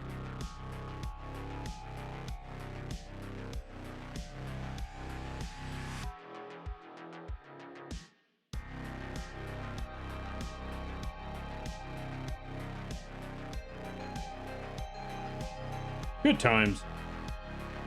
That's what I say. Like, even though there may be a group that makes you feel like you don't want to do this, or that you don't, what's the word I'm looking for? Even if there's a group that makes you feel like you hate whatever it is that you have as a hobby, that is when you should know that you should leave the group. Don't let them kill your passion for something. Just leave whatever group it is so you can keep that passion for later. For example, D&D. Another example. I know a friend that liked to do art, but since the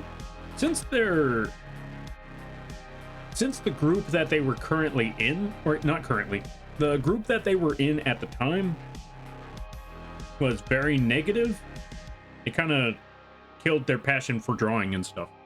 I feel bad about that, but I heard that they might get back into that passion again in the future. That's good.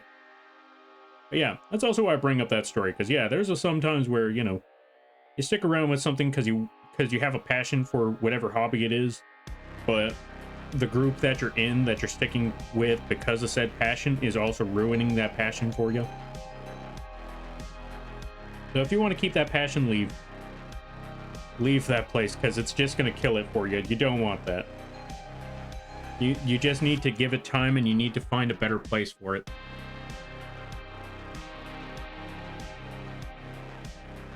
The spider, or a goblin. In a previous D&D vampire campaign, I remember we were in the sewers of a Waterdeep, and hold on, drop my pen. In the sewers of Waterdeep, and someone was being used as a canoe. Yes, don't let them kill your passion. Okay, wait, did you, like, kill somebody in the campaign and use them as a canoe?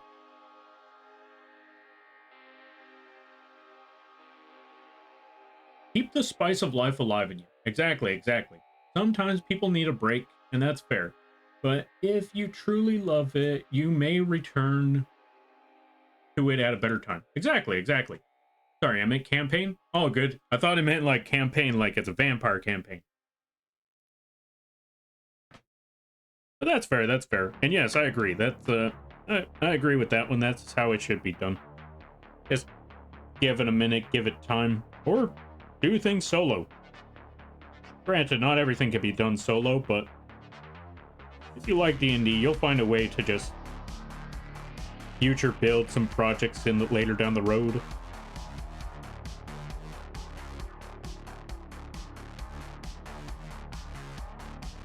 Heck, if you can't find a campaign, character building is still good.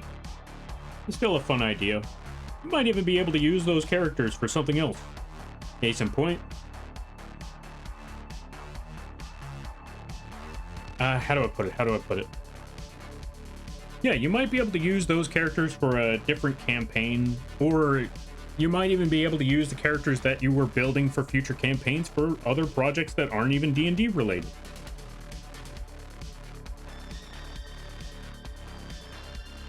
This takes, or yeah, just, yeah, that's basically about it.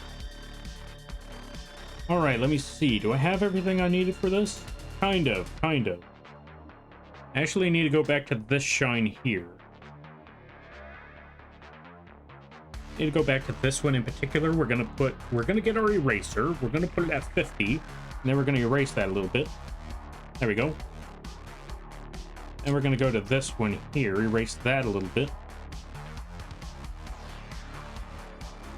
Then we're going to go to this one here.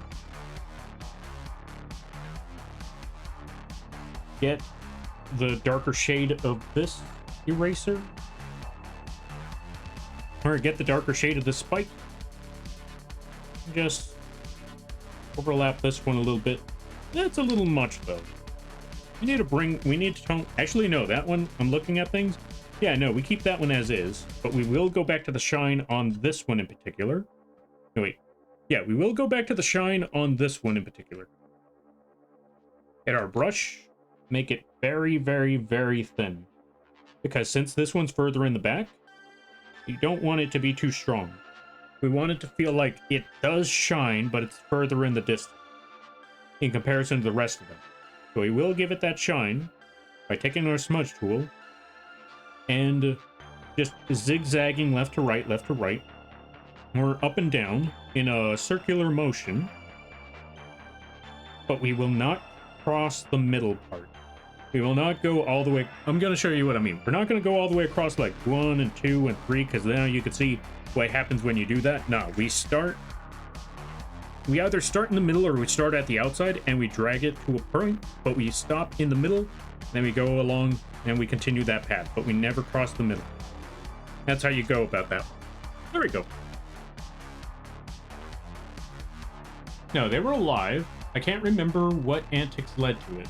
You know what? Fair enough, fair enough. Understandable. Have a nice day. You very well could use it for something else. Exactly, exactly. Perfect example?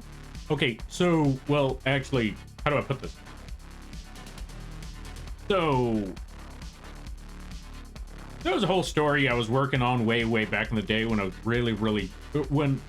way back in the day during my teen years, and that story was, over the years, I've been developing that story, even though I never made anything of it.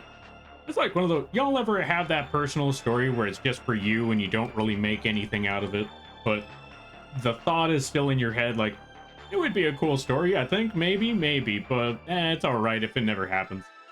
Yeah, I made a character for that one. I made multiple characters for that one, but only one of them really branched out of that. I decided, you know what, let's make one of them characters a D&D character, but I never really used that one all too much because, yeah, I realized, even if it is D&D, I should make a character that I can actually resonate with more. I should make a character that I feel comfortable playing as. Even though I want to make these D&D characters, I don't think I'm going to use a lot of... don't think I'm really going to use a lot of these because making the character is fun, but actually trying to use the character and putting it into practice, you know, because you're playing D&D, you actually, you know, you have to play as the character. Yeah, easier said than done. Doesn't quite work. So when you're making a D&D character, you got to make a character that fits with you and you feel comfortable actually playing. Anyway, the reason why I bring that up is, so I made some characters that I want to try out in D&D, not realizing, yeah, I can't really use them in D&D because I would have to actually play those characters. Maybe you could use them for something in the future. You want to know what was a character that I used in the future? That was that I built up as a D&D character that I never really used? The bird. So yeah, sometimes this is what I mean by you could make a character and sometimes you could either use it for D&D or you could use it for something else. And if you wanted to just try out D&D and like play around with D&D but you don't have a campaign to play, just character build. You might, you know, scratch the itch a little bit. And so yeah, that's basically it. That's my story for today. All right, everybody go to bed. Everybody go to sleep. You got work in the morning. All right, you all take care now.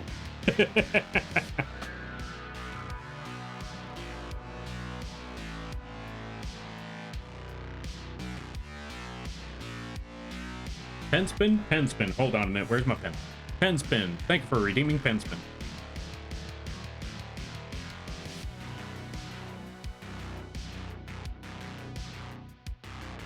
But yeah, also thank you all for stopping by. I'm not going to end stream just yet. I'm going to be sticking around here for a little bit longer. Maybe about another hour. Because I still want to draw as much as I can on this project. Still got a lot of lighting to add. A lot of lighting effects. They're probably going to stick around with that for a bit. And then we'll call it a night later.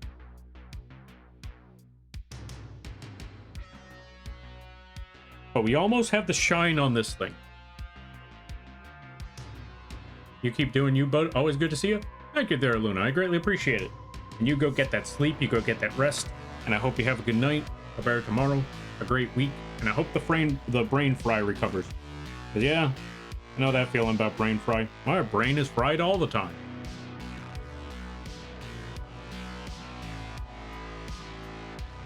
So yeah, you go get that rest.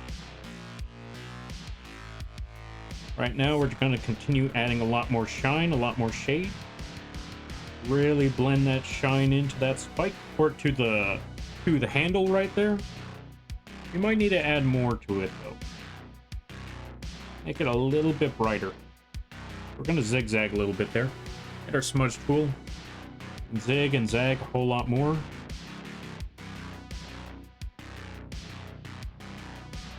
There we go. Let's blend this in a little more. But with this blend, we're going to make the zigzags a little bit shorter, a little bit smaller, a little more narrow to not have it pop out as much.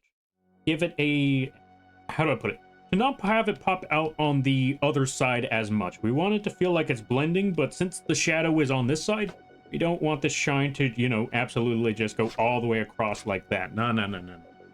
We want to make this side a little bit shorter so it adapts with the shadow that's on the right side of the gauntlet. Or cestus? Fist? Glove? What would you call this thing? Other than a star fist. Honestly, I don't even know anymore. Either way, get a very thin shine for this side here, for this corner. And this time we're actually going to do the crazy thing where we're just going to drag the smudge tool all the way across. Normally, we try to stop at the middle, but for this one, I'm going to go all the way across, left to right, and just blend that in a bit. Move that up in our brush. Make it a little bit thinner here. Just blend that in. There we go. Perfect. We're also going to add a little bit more light at this bottom corner right here. Just right here at the bottom corner. To make it feel like this part is standing out a little bit more. You know, it's poking out. It's sticking out. Because, you know, it kind of looks like someone just busted a hole through it and just ripped that, how do I put it? It looks like someone just took an iron ball, took a certain point of that iron ball, just busted a hole through it, and just ripped the hole outside of it. You know, just took the remains of where they busted the hole in and just pulled those parts out so they could put their hand through it. So that's why we want that shine to be right on the outside there. They give it the sense that even though this part is at the bottom half, it's sticking out a bit.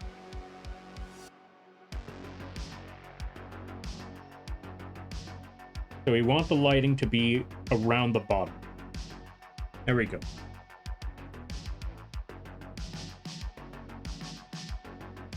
So let's zigzag left to right, left to right. And then just pull everything upward. Zigzag left to right, left to right. Take the top half and just pull up. This way it gets a nice blend going on there. Oh, there we go, perfect. Now for the other side.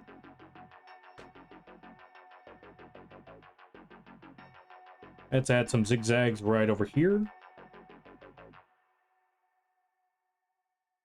There we go. Add a little bit of lighting on this end. A little bit of lighting on that part. And a very thin light over here. And just have it stop before it reaches the top. There we go. All right, let's get our smudge tool. Zigzag like so.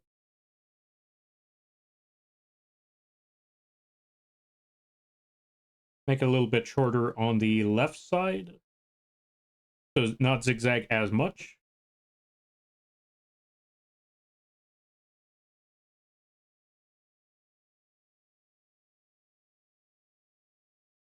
There we go. And for this little nub right here, this little etch, we're just going to get our smudge tool and just drag that up. There we go. Not a lot of effort on that little part. We just use our smudge tool, pull it up, and there we go. I think the music stopped again. I'm going to have to double check on that. Yep, music stopped again. Hold on a minute.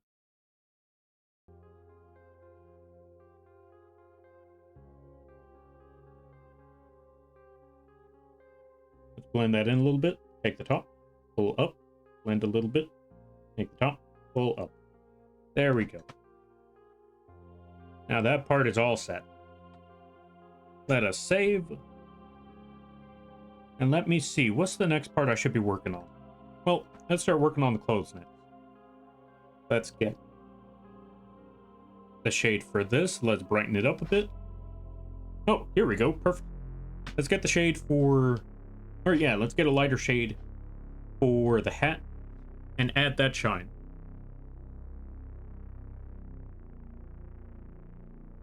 And then I'll work on eating that food in a little bit. Now for this part, since it's a bit of a cloth, it's not going to have the same metallic look, but it is also shiny, so we are going to have to blend that one in a bit. Or how do I put it? We will have some blending effects going on there. Let's leave that one where it is. Now let's get our brush. Or yeah, let's keep our brush, but now we put 30% opacity. This way we can add a lighter shade, or a darker shade technically, on the sides of this shine. And then add more layers to really blend that in. Or not so much more layers. That's the whole reason why we put a 30% opacity on our brush. So one, we don't have to search for multiple colors, and we don't have to add multiple layers. We just go over it multiple times if we want it to be brighter or darker. Or if we want it to be brighter, we just go over it multiple times. Now that we got that part, also let me check. Yeah, the eraser's still at 50. Let's put that back to 100. We don't need the eraser right now. I just wanted to do that. So now that we got that set up, let's get our smudge tool. Same as before, 0% sharpness, 30% opacity, but we're going to make the brush a little bit bigger to make it a little bit smoother.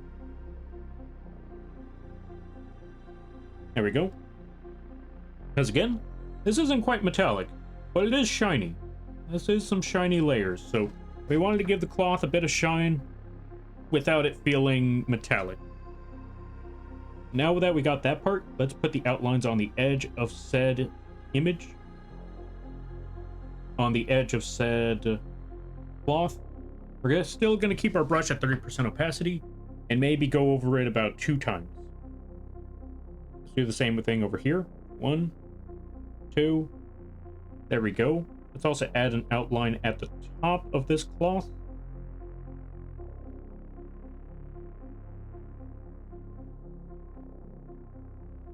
One.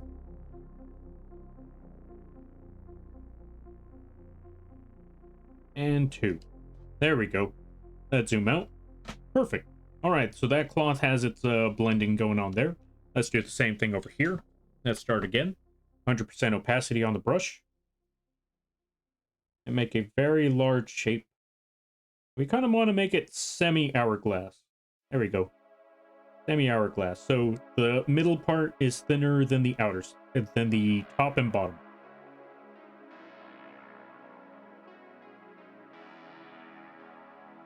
Fill those spots in.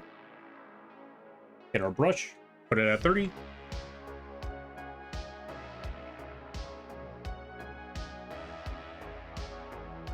Blend those sides. Maybe like 2 or 3 times.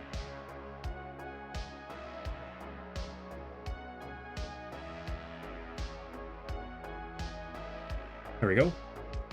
Get our smudge tool. Blend that in. Just zigzag left to right while you're slowly but surely moving your pen down or up, depending on which direction you're aiming. Now that we got that, let's get our brush. Put an outline at the top and on the sides.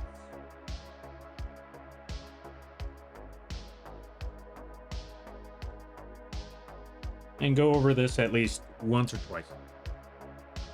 Oh, I need to double check something. Okay, no, we're good.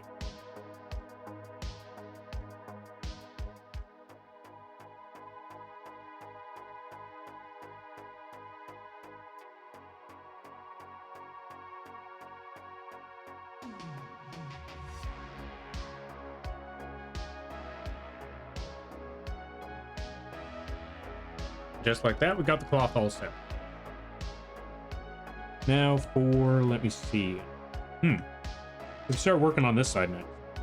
So let's just add all of that. But since it's also further, how do I put it? Since it's behind the gloves, we should probably add a shadow to all of that as well. So just going to go over this about 2 or 3 times.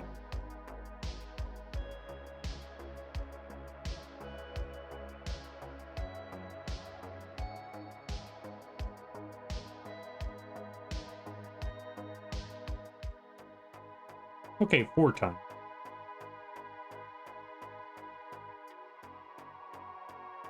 Four times should be good. Like so.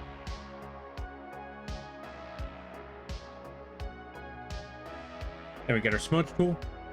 Make it a little bit smaller. Just drag left to right while moving it upward. Or the opposite direction. You drag it left to right while you drag it downward. And then boom, there you go. Now we got the rendering for it. Oh, one other thing we could do to add a little more rendering to this.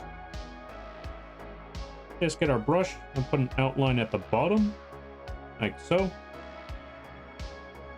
Give that sense of reflected light. There we go.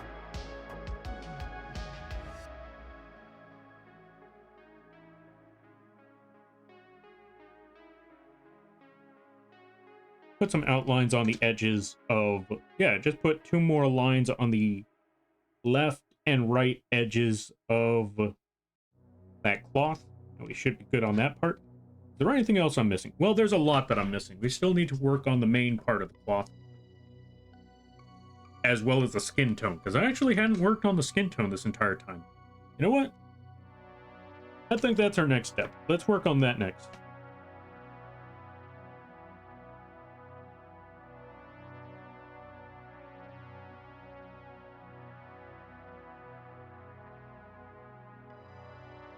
Now this is a FromSoft, yeah, this is the doll from FromSoft, or from Night Rain, so let's see, actually, how bright is that skin tone? Let me see.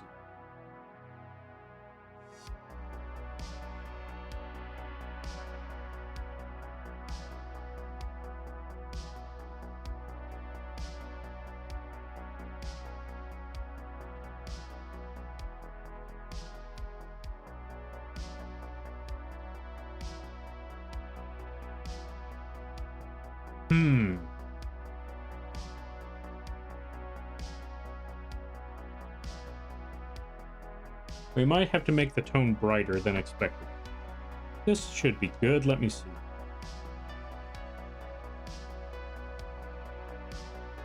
There we go. All right. We got the tone that we're looking for now. I think. Maybe. We're about to find out soon enough. Let's actually make a new layer for this so we don't lose any of the stuff that we just worked on. Yo, Brace, welcome on in. Thank you for the stretch. I greatly appreciate it. Here, take this.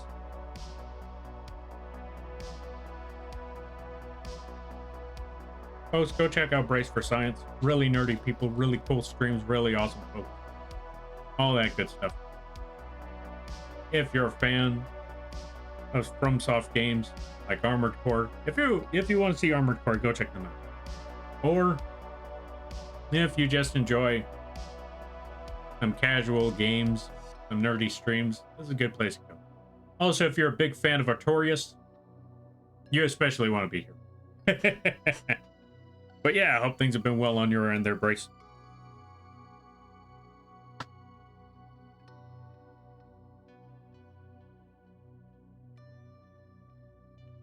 We're also going to put this at 30% opacity. Although I don't know how much of that would really be necessary. You know what? I don't even think 30% opacity. We're just going to put this at 100. 100% opacity at the moment. Just going to add that circle right there at the tip of the nose.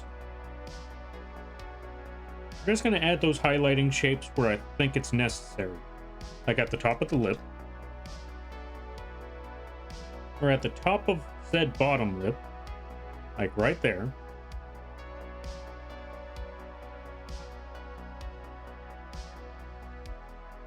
some lighting around the cheek. As we all know, cheeks kind of stick out. Kind of. Kind of.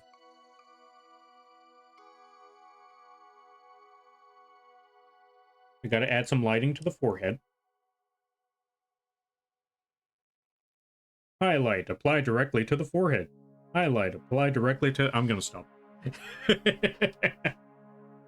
Not too bad. Returned to the land of In and Out for the last 2 weeks of work before I go home. I'm also down a rabbit hole of Pete Bass. What on earth is Pete Bass? Also, I hope you enjoyed that In and Out burger. Folks, if you are ever in... Yeah, folks, if you're ever in an area where there's In and Out, you should get In and Out. Get that In and Out while you have the chance. It's an affordable price from what I last remember. The burgers are all right. The fries are kind of meh, but overall, still go. Go get that In and Out.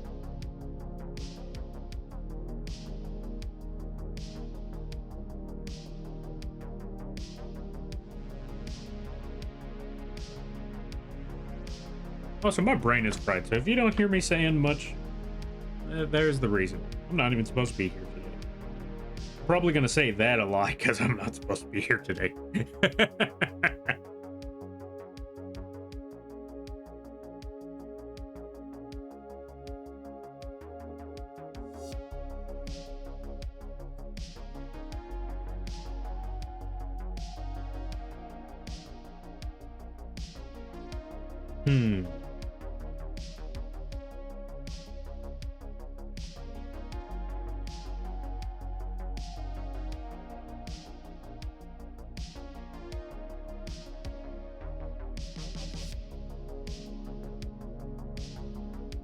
Really trying to figure out the lighting here.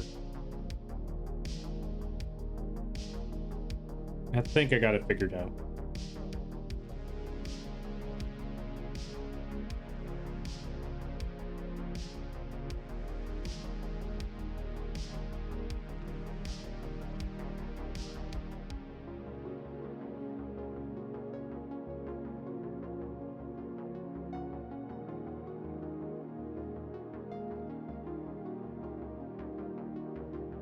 I think I have it figured out.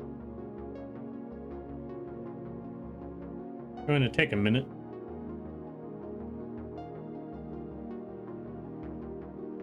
But basically what I'm trying to do is trying to figure out where the lighting would hit on the face. And then fill in those spots with 100% opacity of the highlight. And then we just blend everything in once we get to that point. Because it's going to look a little too sharp. That's okay. Kind of need a bit of sharpness here and there. It'll be all right in the long run.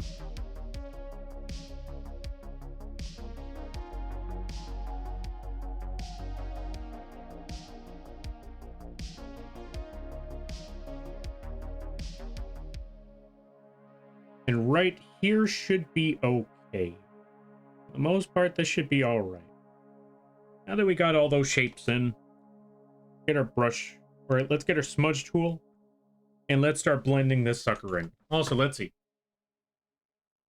Agreed. Get that double animal style, and doing animal fries also enhances things. True, true. Also, fair warning there, folks. If you go to In and Out and you ask for fries, they may not salt them for you. You may have to do that manually. They do have salt on the sides, where you can pick up the condiments like ketchup and mustard and all of that stuff. But if that's the case, they may not have salt. So if you try eating them and you think they're bad, there might be a chance that it's because they lack salt. Even then, they're whatever. Even with the salt, they're whatever. It's okay. It's whatever. It's all right. I guess. Burger, on the other hand, get that double. Like what Brace said, get that double. And add that animal style. They'll know what you mean when you say it. Because you may not see it on the menu, but if you tell them animal style, they'll know what you mean. Under normal circumstances, that sounds like one of those things like, trust me, they'll know what you're talking about. You go to the restaurant, like, what on earth is that? But no, in In-N-Out, that's one of the rare occasions where, yeah, they'll actually know what you're talking about when you say animal style. Like, gotcha. And they do the thing. What is animal style? I think it's where they add a bunch of cheese on top. I think that's how it works. I don't 100% know. All right, let's see. Pete and Bass is a UK rap duo that are two grandpas, but they got bars. Of course, they're two grandpas. You know what? You know what? They're living their best life right now. Their fries make me feel sick. Fair and reasonable. I'm sorry to hear that too, but also fair and reasonable. Like, you know what? Sometimes fries aren't the best option, unless it's McDonald's. And actually, no, I know that feeling all too well, where you try to get food from a place and you like the taste of the food, but once you eat it, it doesn't make you feel full. It makes you feel bad. For me, that's McDonald's. Like, you eat some McDonald's, like, you don't feel like, that was a satisfying meal. No, you're like, I ate too much plastic. Somebody send help. But yeah, with that being said, Tensai Josh, welcome on in. Thank you for the raid. I greatly appreciate it. Hope you're having a good day there, buddy. Let's give a shout out. What were you up to? What were you doing? Hope things were well. I hope things were good. And everybody stopping by from Tensai Josh's stream. Hi, my name is Lampy, small-time illustrator, football-sized moth. Yes, the bug is the streamer. I do a lot of drawing streams, occasional gaming streams, and sometimes I like to do rigging streams. And today is one of those drawing streams. It's an unprompt drawing stream where we're working on a boxing revenant art piece, because for those of you that have played Elden Ring Night Rain, guess what? You can make a boxing revenant build where your revenant is basically a tank, and your main weapons to keep the tank build up are just two fist weapons. The revenant already starts off with a fist weapon, but if you could find the stars, if you could find the star cestus and turn them into purples, oh boy, buddy, let me tell you, the build goes wild. You can use other fists if you like. You might even be able to use claws. Me personally, I like the fists. But yeah, I'm gonna catch up with something. Absolutely McDonald's? Yeah, absolutely. Ads, not today, buddy. Not after raid just popped up. We're gonna leave those ads where they are. Animal style is cheese, Thousand Island dressing, and onion. Fair. If you're not a fan of onions, I wouldn't recommend animal style. For me personally, I'm not a fan of animal style, but I do like onions. But yeah, also, going back to that, how was Silk Song? How did it go? I hope you had a lot of fun. How far are you in Silk Song? I never played it, but I've been seeing a lot of people playing that game, and it looks like a lot of fun. It also looks extremely difficult. I know one friend that's been playing, that occasionally plays Silk Song, and they get frustrated with that one. Man, the end of my stream was so sad. Wait, why? What happened? Did you finish the game? Was it a tragic ending? What happened?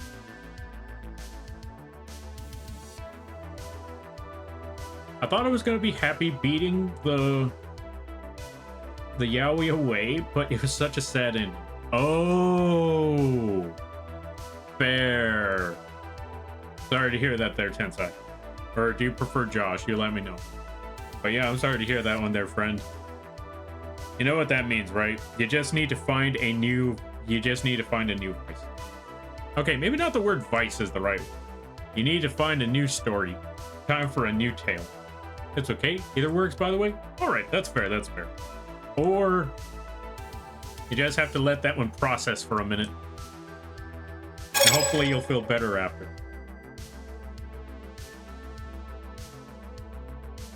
Yo, welcome on in there.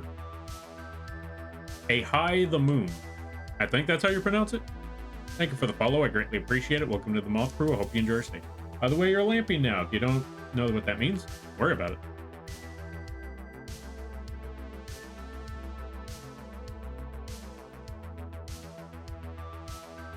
But yeah, in the meantime, we're going to get back to this here drawing. We're going to try to figure out what on earth we need to render next.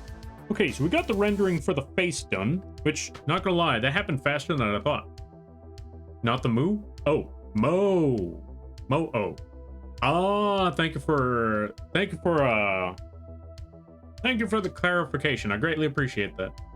I apologize, I thought that was moo. Mo-oh. Gotcha.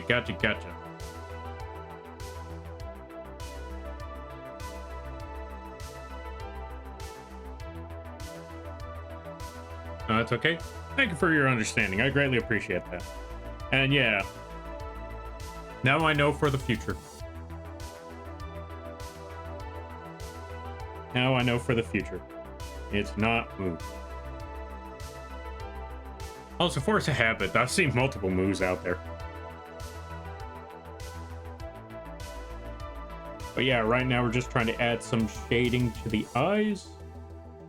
Add some shadow to the, add some shadow because since there is an eyelid, we're going to put a darker tone of gray at the top of the eye sclera to show that the eyelid is above the actual eye itself. And then boom, there we go. Next, we need to add a darker shade of blue. So let's take this light blue over here, get that darker shade, add that there. Actually, no. I know what we could do. Let's make these eyes a little bit creepy. So, let's get that brighter shade of blue. Have that go all around the eye.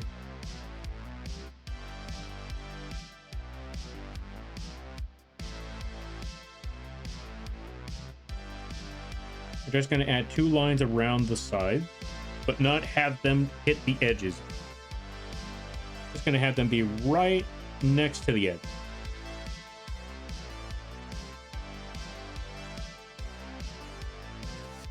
Add some lighting underneath as well, like so, and make a circular ring. Like I said, this is FromSoft, and the doll design is a little bit creepy, so let's add a little bit of creep factor to them eyes a bit. Get our smudge tool. Blend the inside of said edges. There we go.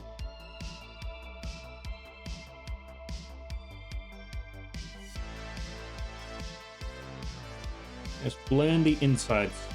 Use that smudge tool and just smudge everything in.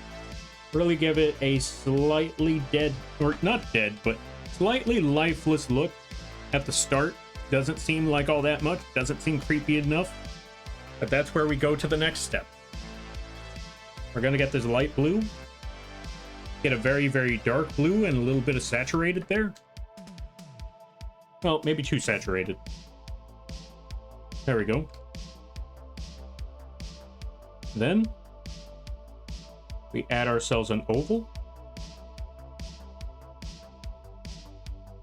Right there on them eyes. Right in the center of where we added that blend. Boom, we got some ovals. We move a little bit further away. Getting there, but not quite, Let's try that again.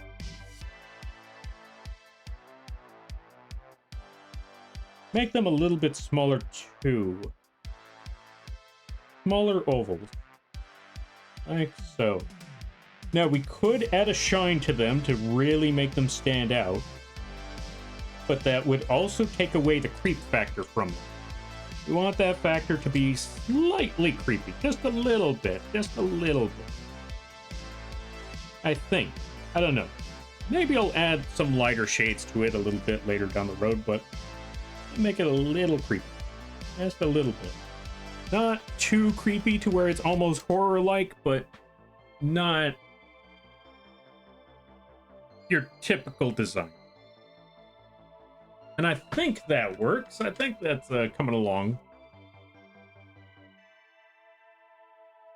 Because again, I want to give it that vibe that, this ain't a real person. Well, not so much not a real person, but this ain't your typical... This ain't human. It's a spirit in a doll. I want to give it that vibe. I want to give it the vibe that, yes, this is a spirit in a doll. Or multiple spirit. Actually, no, just one spirit in a doll's body. So I need to give it that doll factor. So no shine in the eyes. We got to give it that slightly uncanny valley feeling. That's what we're looking for. Just ever so slightly. Creepy enough to you for you to notice that yes, something's off, but not creepy not too creepy to where you don't want to look at the image.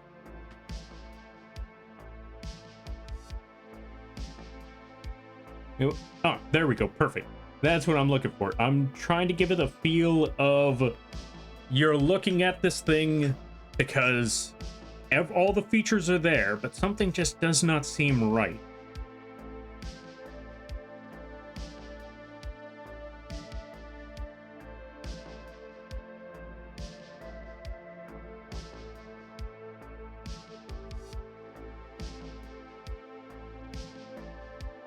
So that's what I'm aiming for there. And I think I got the idea going.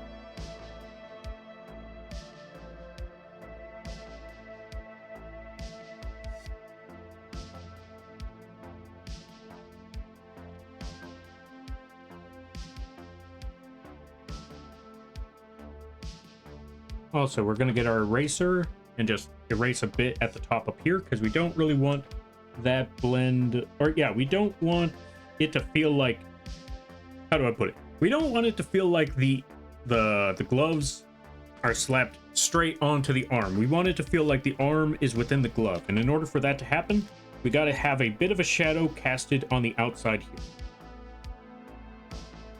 To give it that sense that one, this bottom half of the glove is sticking out and this part of the arm is within said giant glove. Also, we're going to get our smudge tool and we're going to blend this shape in, or we're going to blend this this line in because it's too sharp. But I'm going to show you how we could blend this in without losing the integrity of it, because we could just zigzag left to right, left to right, left to right, but that's too smooth and then you lose the shape. We don't want to lose the shape. We want to keep the shape there. So what we got to do is get ourselves a small smudge tool, and instead of zigzagging, we just drag the smudge tool along the path. Drag it along the path of said shape. This way you get the blur without losing the actual shape. The shape is still there, it's just not as strong and not as defined as it once was.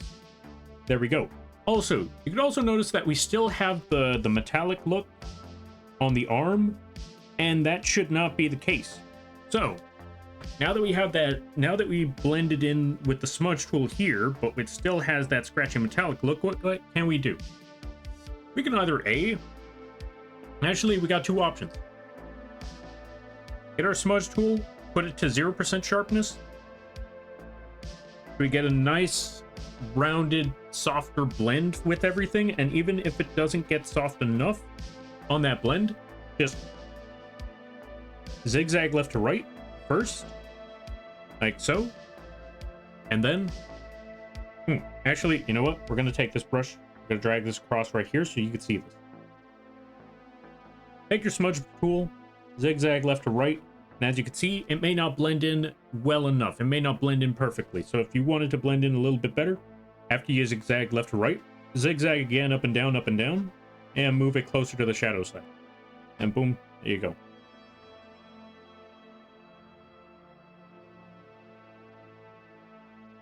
Now to finish things off, we're just going to take the smudge tool, just drag it across over there. All right, get this outline, drag it across to the other side, and get our smudge tool and really blend that in. 30% strength, 0% sharpness, and then boom, we got our reflected light on that arm. Now we just got to do the same thing for the other side. Get this brush.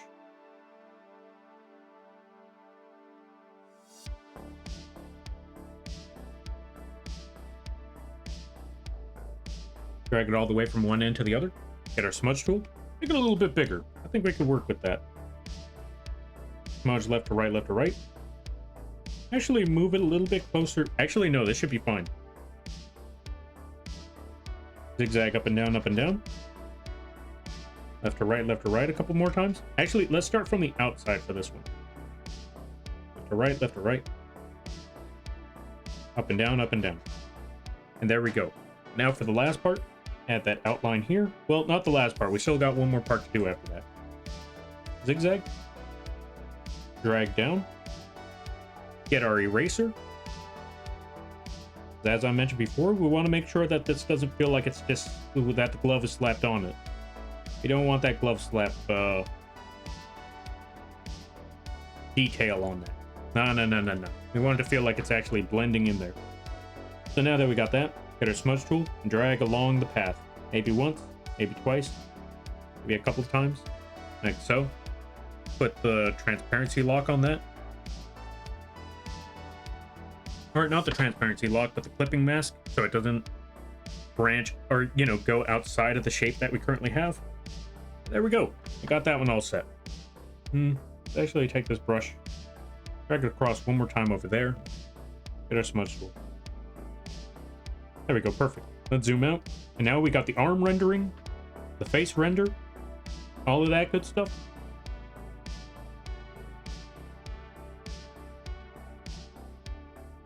And it's about 12 o'clock, so I think I'm gonna call it here. I like the way you blend. Thank you. I greatly appreciate that. I'm not gonna lie, it took me a good while to figure this one out. I was trying to figure out this one artist that did a lot of amazing arts back in the day. I think they still make a lot of amazing arts, and even then, like, yeah, I still think they do a lot of amazing arts right now.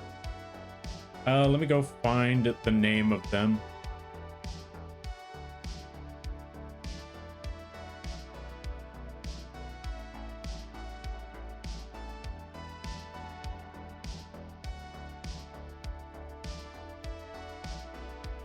I'm trying to find their name. Let's see.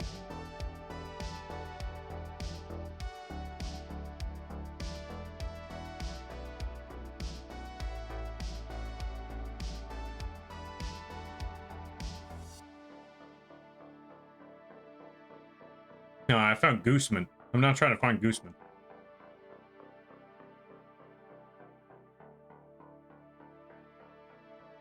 I can't remember how to pronounce their name anymore. Let's see. Yu-Gi-Oh! Art. Yeah, so we had to bring up Yu-Gi-Oh! At least once.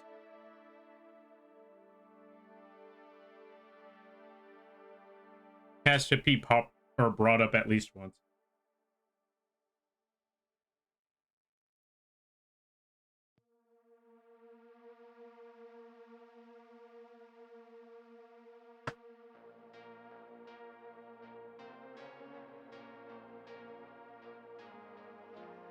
Ah, here we go. I found the dude's name.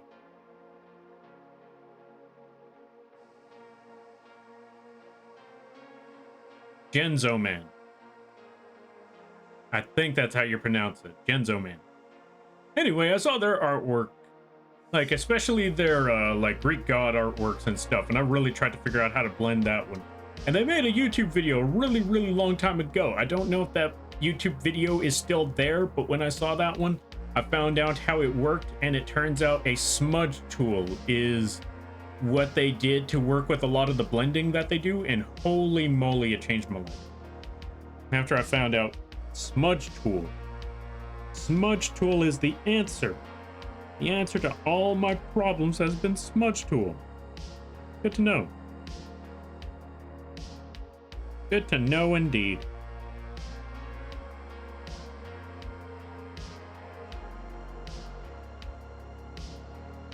But yeah, I'm gonna leave it right here. We're gonna call it a day for night, or we're gonna call it a night for now. I will come back to this at a later time. Because yeah, my brain is a little fried. Oh, like I said, I wasn't even supposed to be here today. But we're gonna drop you folks off with somebody right now. Let's see who is on at this hour to drop everybody off with. Oh, I know someone doing art right now. I know someone that's doing art at the moment.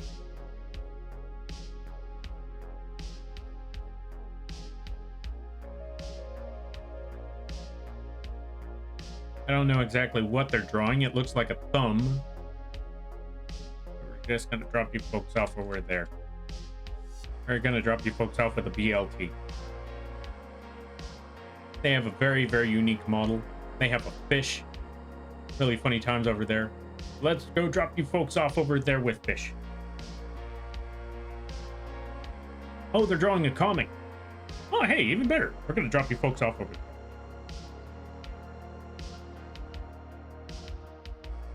Oh, good lord. I almost started chat. I almost started typing out everything in their chat. Yeah, I definitely need to call it a night. Okay, so here's the raid message.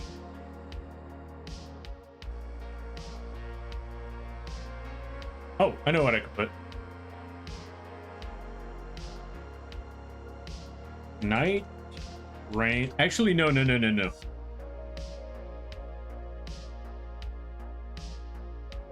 Tired raid. There we go. That's our raid message. Tired raid. Use those emotes if you have them. Use whatever emotes you have if you don't.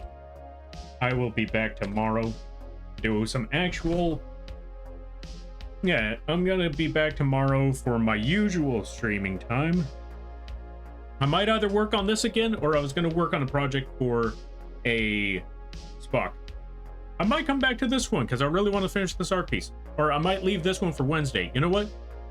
Tuesday we work on Spock's art request, like art sketch request. And if there's time, I come back to this one. At least I could stop being quiet about her flailing a guy with fists full of mace. No one wants to get the point. Okay, we're gonna leave now. It's time to go. Folks, if you want to keep up with the channel or you want to find out when we stream, go check out the links page, all of that good stuff. And if you want to support the channel, you can always do so by checking out the Etsy page. We got affordable models there. We got Lampy plushies and Lampy figures over there on the fourth wall page. And if you or someone you know is looking for emotes, assets, character sheets, character concepts, like to models, both big and small, whether they just be the rig or just the art, or even animations, you can either contact me directly or go to the vgen page. Every little bit helps because it keeps the roof over my head and it keeps the stream going. And with that being said, thank you all for stopping by. Always remember, you're all awesome in your own way because you folks make these streams in this community what it is. It's awesome chatting with you folks, cracking jokes, brainstorming, and all that good stuff. And if you lurk, it's great too. The fact that you took the time out of your day to have this bug rambling on and drawing in the background means more to me than you could possibly imagine. And don't let anyone tell you otherwise. All right, I'm gonna go eat this food that's been sitting here for several hours, and y'all go have a good night, a better tomorrow, a great week. And I apologize for almost breaking the stream thingies. What were they called again? Stream streaks. Anyway, let's go support BLT. They're currently working on a comic, and they have a very unique model design. And they're really cool and chill people. Let's go check them out. All right, y'all have a good day now. I'll see you tomorrow. Laters.